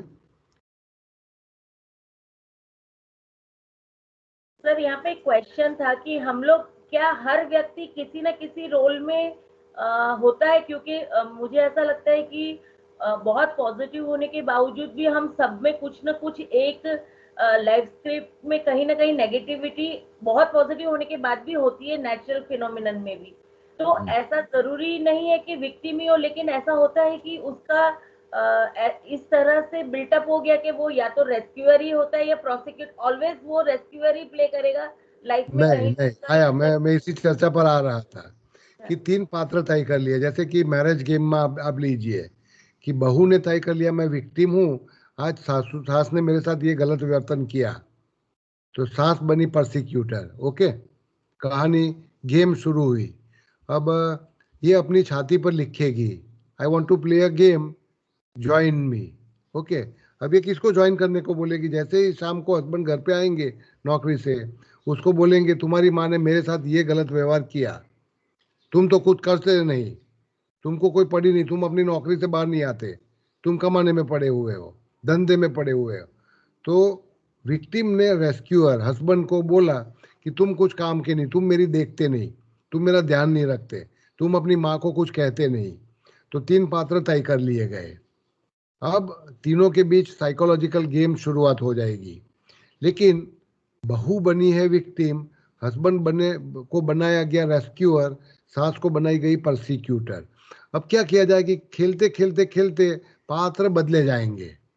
अंत में ऐसा होता है कि विक्टिम बहू पति को इतना डांटेगी, इतना बोलेगी कि पति बोलेगा अरे मैं निकम्मा हूं, मैं कुछ कर नहीं पाया, है ना, मैं तुमको कुछ मदद नहीं, ना मैं माँ को कुछ कह सकता ना तुमको, दोनों में से तुम सुनते नहीं, तुम दोनों जिद्दी हो, है ना, मेरा जीवन बर्बाद करके रख दिया है।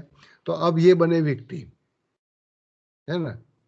तो रोल बदलेगा, इंटरचेंज किया जाएगा, इंटरचेंज करेंगे, वही गेम का आउटकम होगा, वही होना चाहिए, है ना।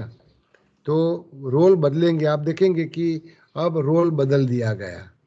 अब ये जाएंगे अपनी माँ के पास, माँ तुम कैसी हो, है ना, ये क्या कर रही हो। तो अब उनको बनना होगा परसिक्यूटर, माँ को बनाना होगा विक्टिम। तो अब ये बनेगी रेस्क्यूअर, क्योंकि माँ बेटे से जो व्यवहार करेगी उससे बेटा दुखी होगा और रात को कमरे में जाएगा अपनी बीबी के पास। तो बीबी बोलेंगी काहे कोई बात नहीं, माँ ने परेशान किया, माँ ने अपमान किया, माँ ने रुलाया, अरे मैं जो हूं तुम्हारे साथ। तो ये पात्र अंदर अंदर बदलेंगे, है ना, शिफ्टिंग है, ये कांस्टेंट नहीं रहेंगे। हर पात्र में देखो आप अंदर अंदर रोल बदलते रहेंगे, हम एक रोल में रहेंगे नहीं। अंत में सबको दुखी होना है, गुस्से होना है, निराश होना है, हताश होना है। और जिंदगी को कहाँ ले जाना है, तो जिंदगी को ले जाना है अपनी पे ऑफ। हर गेम के बाद तुमको मिलेगा एक पे ऑफ, कुछ रिवॉर्ड मिलेगा। वो रिवॉर्ड होगा तुम्हारा पसंद किया हुआ रैकेट फिलिंग, वो तुम्हारा पे ऑफ। अब उस पे ऑफ को तुम जमा करोगे, कहाँ जमा करोगे, अपनी मन की कुंभ में। ओके, मन की कुंभ में जमा करते जाओगे और भविष्य में इसी से तुमको जो चाहिएगा वो मिलेगा। क्योंकि स्टैम्प जमा करेंगे ना, तो रिवॉर्ड पॉइंट्स कलेक्ट करो, 100 रिवॉर्ड पॉइंट्स कलेक्ट करोगे तो एक बीमारी में आपको भेज दूंगा, है ना। तो जैसे कि आपको पहली बार ब्लड प्रेशर ज़्यादा निकला, छाती में दुखा, कोई बात नहीं, अभी और 100 रिवॉर्ड पॉइंट इकट्ठा करो, stamp, it is called stamp trading. तो और 100 पॉइंट इकट्ठा करो, तो अभी तुमको वो जो सामान्य दर्द था छाती में, अब उसको एंजाइना में कन्वर्ट करेंगे और आने वाले कल में उसको कोरोनरी अटैक में चेंज करेंगे, है ना। तो हर आदमी चाहता है कि ऐसे एक स्क्रिप्टी बिहेवियर करता है और रैकेट फीलिंग में जीता है। और रैकेट फीलिंग में अंत में हर आदमी को स्टैम्प ट्रेडिंग करना है। आपको कुछ स्टैम्प्स, लागणियों के स्टैम्प्स कमाने हैं। लागणियों के स्टैम्प अलग अलग प्रकार के होते हैं, होते तो गोल्ड स्टैम्प्स भी है ना, पॉजिटिव फीलिंग के, हैप्पीनेस के, सेल्फ एप्रिसिएशन के। लेकिन वो कोई पसंद नहीं करता, पूरा समाज नेगेटिव है, क्योंकि ग्रे स्टैम्प को इकट्ठा करता है। तो जैसे कि फीलिंग ऑफ इनएडिक्वेसी, अपूर्णता, यानी मेरे में बहुत सारी कमियां हैं। तो बहू बोलेगी मेरे में ही कमियां हैं, मैं नहीं कर पाती हूँ, मैं तुम्हारी माँ को नहीं संभाल पाती हूँ, ना तुमको प्यार दे पाती हूँ, ना बच्चों को संभाल पाती हूँ। तो इनएडिक्वेसी, देखो आप सास बहू वाला झगड़ा, वो जो साइकोलॉजिकल ट्रायंगल, उसमें उसने अपूर्णता का स्टैम्प। या कई बार हस्बैंड बोलेगा अरे मैं कहाँ फंसा ये शादी में, सुखी था, शादी करके 2 महिलाओं के बीच मेरा अभी सैंडविच किया जा रहा है, मेरे में ही कमी है, मैं ही निर्णय गलत ले चुका। तो it is called grey stamp. Grey stamp इकट्ठा करेंगे। ब्लू स्टैम्प, ब्लू स्टैम्प का मतलब होता है depression, pain and suffering. Okay, इसी से कैंसर का आना है भविष्य में, फीलिंग ऑफ हर्ट, इसी से कैंसर का आना है। तो प्रत्येक स्टैम्प का बीमारी से या तंदुरुस्ती से नाता होता है। Gold stamps, you remain healthy and live long. लेकिन नीचे वाले फीलिंग्स, तो जैसे कि ग्रे स्टैम्प, आप इंफीरियोरिटी फील करेंगे, हाइपोटेंशन रहेगा, चक्कर आता रहेगा, दुर्बलता रहेगी, फाइब्रोमाइल्जिया रहेगा आपको, है ना, फाइब्रोमाइल्जिया, क्योंकि मैं अपाहिज हूँ, कुछ नहीं कर सकता, कुछ नहीं कर सकती। तो इनएडिक्वेसी है। ब्लू स्टैम्प है। ब्राउन स्टैम्प है, जो जो खास करके पुरुषों को मिलता है, एंगर, विंडिकेशन, बदला लेना है ना, वो पुरुषों को, पुरुष सामान्य रूप से इकट्ठा करते हैं। तो जैसे कि महिलाओं का काम है ब्लू स्टैम्प या ग्रे स्टैम्प, पुरुषों का काम है ग्रे स्टैम्प या ब्राउन स्टैम्प। और एक और है वाइट स्टैम्प, जो फीलिंग ऑफ प्योरिटी। ऐसा होता है कि कई लोग तय कर लेते हैं सब्बम दुखम दुखम, संसार छोड़ दो, साधु बन जाओ, ब्रह्मचर्य स्वीकार कर लो, है ना। तो मैं कई लोगों को देखता हूँ योग के नाम से ब्रह्मचर्य का व्रत ले लेते हैं और मैं पवित्र हूँ आत्मा, बस अभी ये आध्यात्मिकता की चर्चाएं करेंगे। It is not desirable. हाँ, आध्यात्मिकता को ढोंग बनाया जा रहा है। तो फीलिंग ऑफ प्योरिटी, मैं पवित्र हूँ, मैं सत्य अहिंसा में मानता हूँ, मैं ब्रह्मचर्य व्रत का पालन करता हूँ, तो ये भी काम नहीं आता। तो ये 4 वाले जो नीचे वाले स्टैंप है वो गलत स्टैंप है, ऊपर वाला गोल स्टैंप है वो पॉजिटिव स्टैंप है, वो हेल्थ एंड लॉन्जिविटी का है। तो ये कुछ स्टैंप की चर्चा की मैंने आपसे, जो कमाने के लिए आपको, जो स्टैंप आपने बचपन में पसंद कर लिया, बचपन में आपने अपूर्णता का स्टैंप पसंद कर लिया, या दुख और आंसू का स्टैंप पसंद कर लिया, या गुस्से का स्टैंप पसंद कर लिया, उसी को कमाने के लिए जीवन भर आप अलग अलग प्रकार की साइकोलॉजिकल गेम्स खेलेंगे और वही गेम्स के जरिए आप वो स्टैम्प इकट्ठा करते जाएंगे, बीमारी पाएंगे, मृत्यु पाएंगे। वो तुम्हारे जीवन कथानक का अंतिम मोड़ होगा, बदलाव होगा, अंतिम घटना होगी। तो साइकोलॉजिकल गेम्स ये अंतिम प्रकरण था। अगर आपका कोई सवाल हो इसमें। हाँ सर, जनक बोल रही हूँ। हाँ सर, तो फिर ये जो ऑर्फन बच्चे होते हैं, अनाथ बच्चे होते हैं, या हाँ। सिंगल चाइल्ड पेरेंट होते हैं, जो चाइल्ड होते हैं सिंगल पेरेंट वाले, तो उन सब की स्टोरीज जो मोर और लेस सेम ही रहेगी, सेम ही होती हाँ, होगी। उसमें नेचुरली एक पेरेंट है नहीं, अनाथ है तो प्यार नहीं मिलता किसी का, है ना। तो पूरी जीवन भर वो वही कहानी जिएंगे कि हम प्यार के अधिकारी नहीं, माँ बाप ने हमको छोड़ दिया या कुदरत ने माँ बाप को हमसे छीन लिया, तो वो कहानी जीवन भर जिएंगे। माता और पिता लड़ कर के छूटा पड़े, है ना, डाइवोर्स ले लिया, तो माँ से के साथ जीना या पिताजी के साथ जीना है, तो अभाव में जीना है, दोनों का प्यार मुझे नहीं मिल सकता, ये अभाव हमेशा उसके जीवन में रहेगा। तो अभाव में जीना वो उसका रैकेट फीलिंग बन जाएगा, तो कहीं भी जाएगा अभाव खोजेगा वो। अच्छा, तो कोई और तरीका होता नहीं है कि कोई उसको हेल्प कर सके और उसका लाइफ में थोड़ा चेंजेस ला सके, या फिर बन गया स्क्रिप्ट तो वो बन ही गया, बस अब चेंज नहीं हो सकता, तो खुद जाए। Psychotherapy okay. साइकोथेरापी से ये सब बदला जा सकता है। तो मैं आपको एक छोटी सी एक्टिविटी, आपको आज करना नहीं है लेकिन उसको थोड़ी ध्यान में रखना होगा। ये एक्टिविटी है how to identify games in our own life. अपने ही जीवन में अगर ऐसी कोई गेम है, और निश्चित रूप से खेल रहे हैं, क्योंकि अपनी लागणी का बंधारण देखो आप कैसा है, पॉजिटिव है कि नेगेटिव है, कौन सी एक लागणी तुमको बहुत चाहिए है, योर फेवर्ड फीलिंग, और वो कहाँ से लेके आते हो। तो उन पात्रों का नाम तय कर लो कि कौन लोग वो तुमको ये फीलिंग देते हैं, है ना।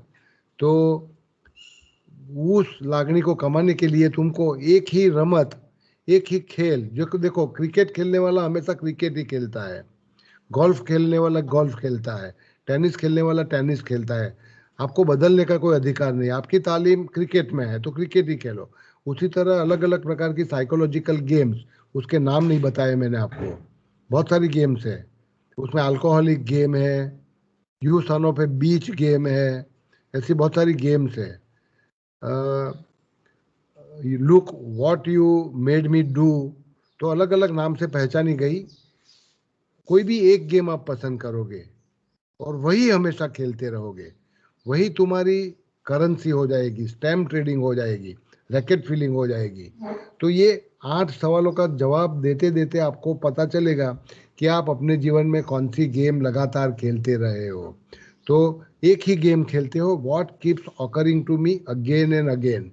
तो थोड़ा इंट्रोस्पेक्ट करिए कि कहाँ पर दुख लेके आते हो, अपमान लेके आते हो, हताशा लेके आते हो, कहाँ से, कौन सी गेम तुम्हारे, वो घर पे है, काम के स्थान पर है, कहीं और है। हाउ डज इट स्टार्ट, कौन शुरू करता है। तो जैसे कि हस्बैंड घर पे आता है तो बीबी शुरू करती है ना। तो कहीं कहीं भी ये शुरुआत होती है, फिर कौन जुड़ता है उसमें, तीसरी कौन सी व्यक्ति आती है, व्हाट हैपन्स नेक्स्ट। तो ये पूरे 8 सवाल होंगे, उसमें what is the secret message to the other person. मैं उस व्यक्ति को जो वाक्य बोलता हूँ, मैंने आपको बताया कॉम्प्लेक्स ट्रांजैक्शन। कॉम्प्लेक्स ट्रांजैक्शन में सोशल लेवल पर मैं तुमको कुछ कहता हूँ और हिडन लेवल पर एक साइकोलॉजिकल मैसेज देता हूँ। वो सीक्रेट मैसेज कौन सा था जिससे ये गेम की शुरुआत होती है। तो all psychological games are played at hidden level with ulterior message with complex transaction. और क्या बनता है फिर, पूरी संवाद को लिखते जाओ, आप मन में याद करते जाओ, फिर सामने वाला व्यक्ति मुझे क्या संदेश देता है। जैसे कि वाइफ हस्बैंड को लगातार ये बोलती होगी तुम निकम्मे हो, कुछ नहीं कर सकते, अपनी माँ को तो कुछ कह नहीं सकते, और नौकरी में बहुत बहुत कारनामे करके आते हो, प्रमोशन लेके आए, अवार्ड लेके आए, तरक्की लेके आए, लेकिन घर पे तो कुछ कर नहीं सकते। तो ये साइकोलॉजिकल मैसेज है, सीक्रेट मैसेज। और कहाँ अंत होता है, और जब ये गेम अंतिम संवाद पर खत्म होगी, व्हाट डू यू फील, है ना, and what does the other person feel. तो तीनों की रैकेट फीलिंग क्या होती है, वो आप अगर एक बार तय कर पाएंगे इस काम के जरिए, इस स्वाध्याय के जरिए, तो अपने जीवन का साइकोलॉजिकल गेम आइडेंटिफाई करो। और फिर तुमको इनवाइट करने वाला छाती पर लिखा हुआ कि insult me, make me unhappy, bring tears in my eyes, तो उस गेम से तुम अलग रहोगे, दूर हो जाओगे। तो awareness is the key to keep away from psychological games and racket feeling. Okay, और कोई सवाल अगर?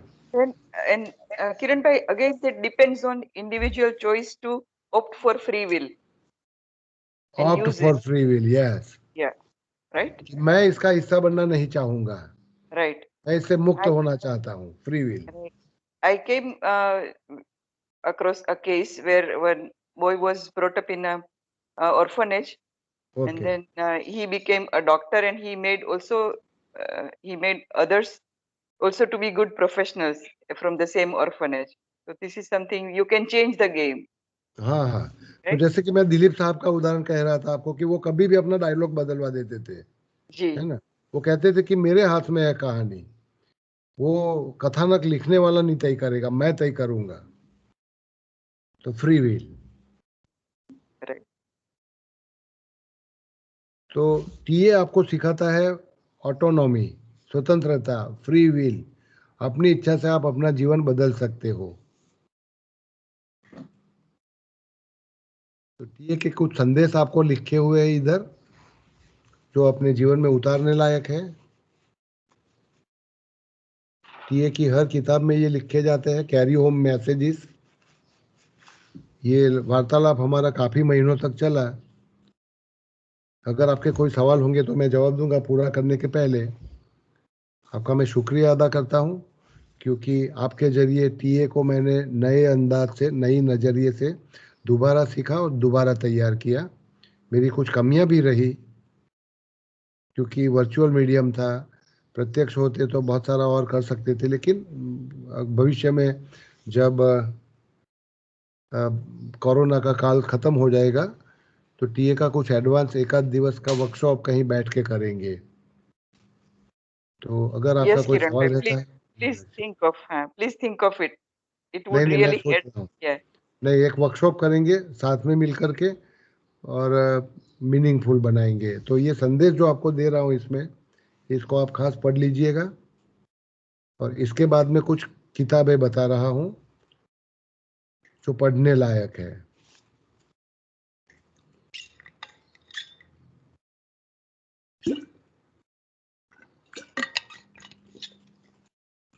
इसके बाद लगभग 1 महीने का विराम करेंगे, अंतराल, क्योंकि योग निकेतन में टीचर्स ट्रेनिंग कोर्स चल रहा है।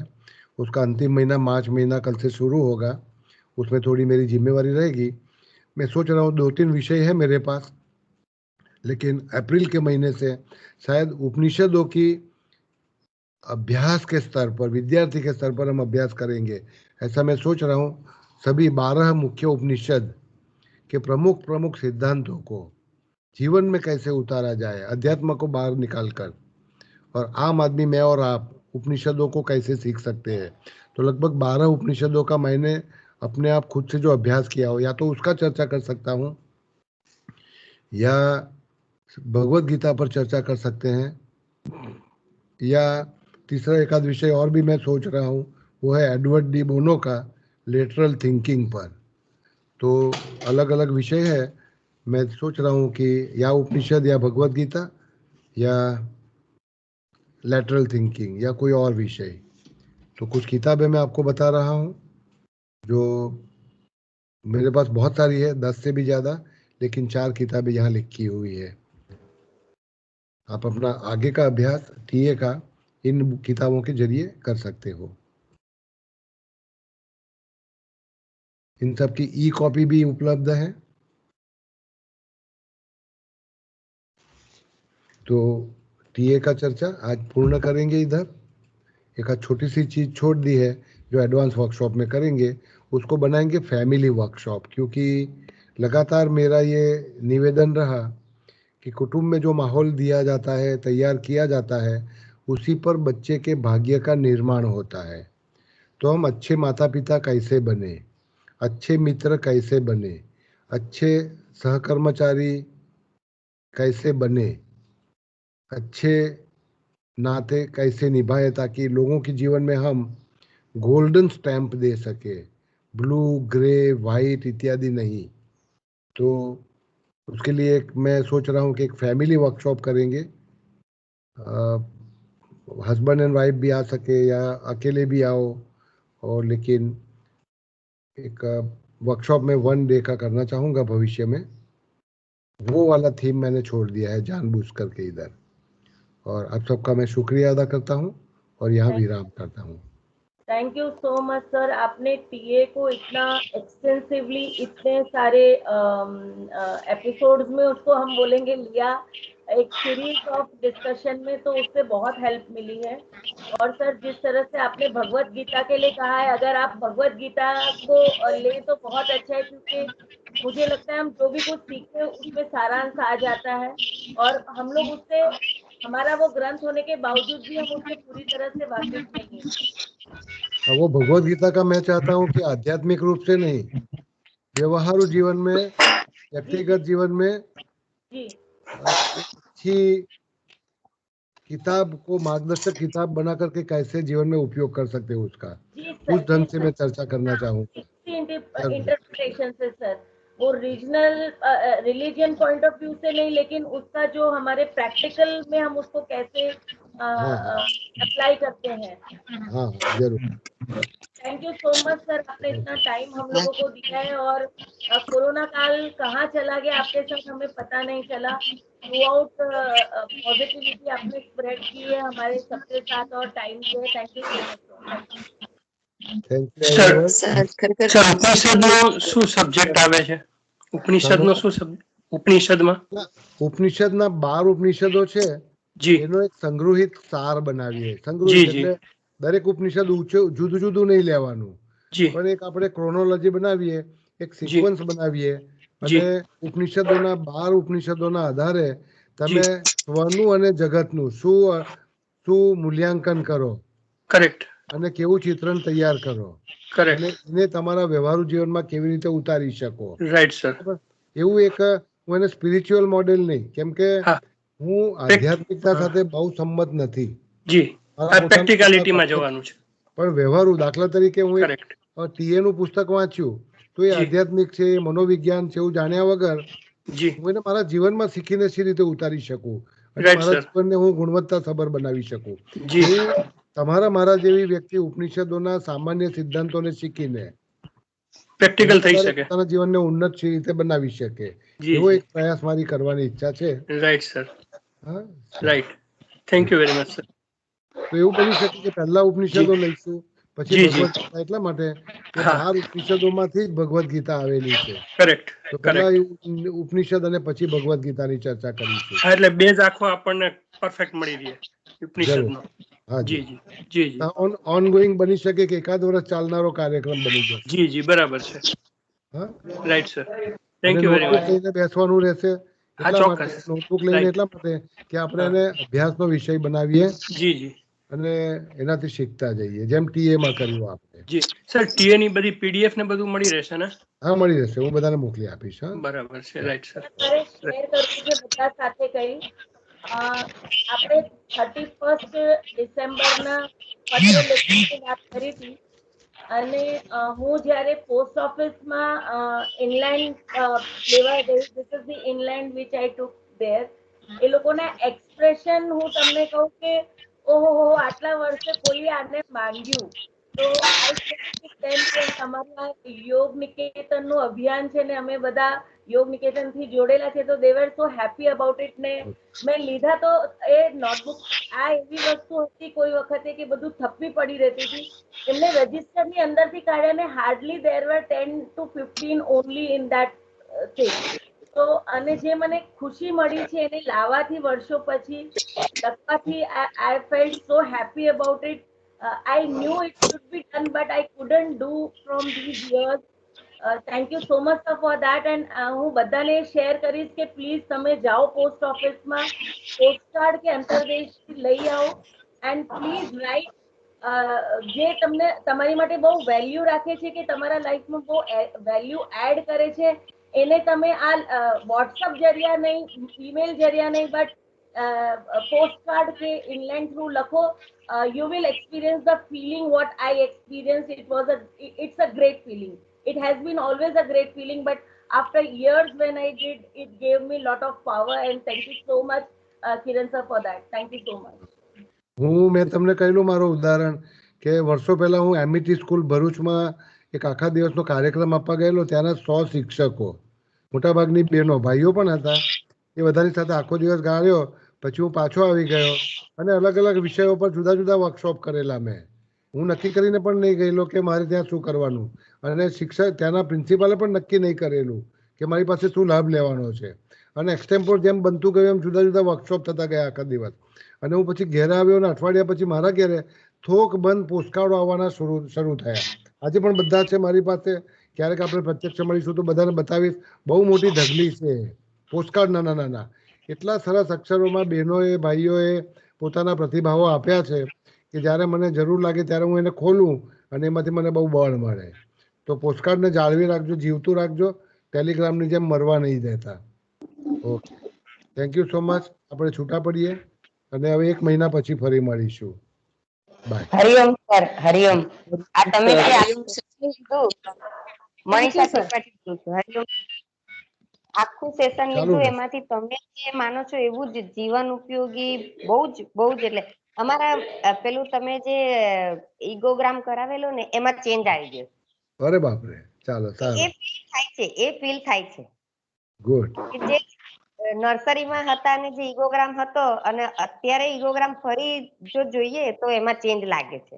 પણ 3 મહિનામાં ટીએના લીધે થઈને તમને શીખવાડવા માટે નવું ઘણું બધું વાંચ્યું અને આખું ટીએ નવેસરથી મેં તૈયાર કર્યું. બહુ જ મજા આવી મને.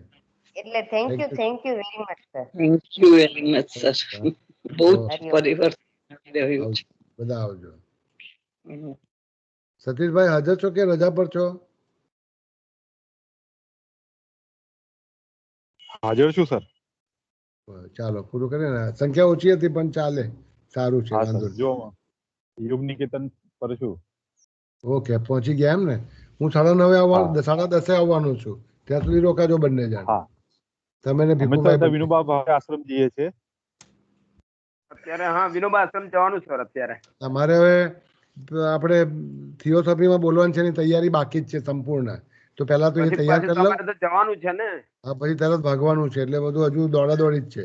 ટીએ નું ટેન્શન હતું મને કે આજે બરાબર નહીં મજા આવે કારણ કે તૈયારી કરાઈ નથી, પણ બહુ વાંધો નથી આવ્યો, ચાલી ગયું.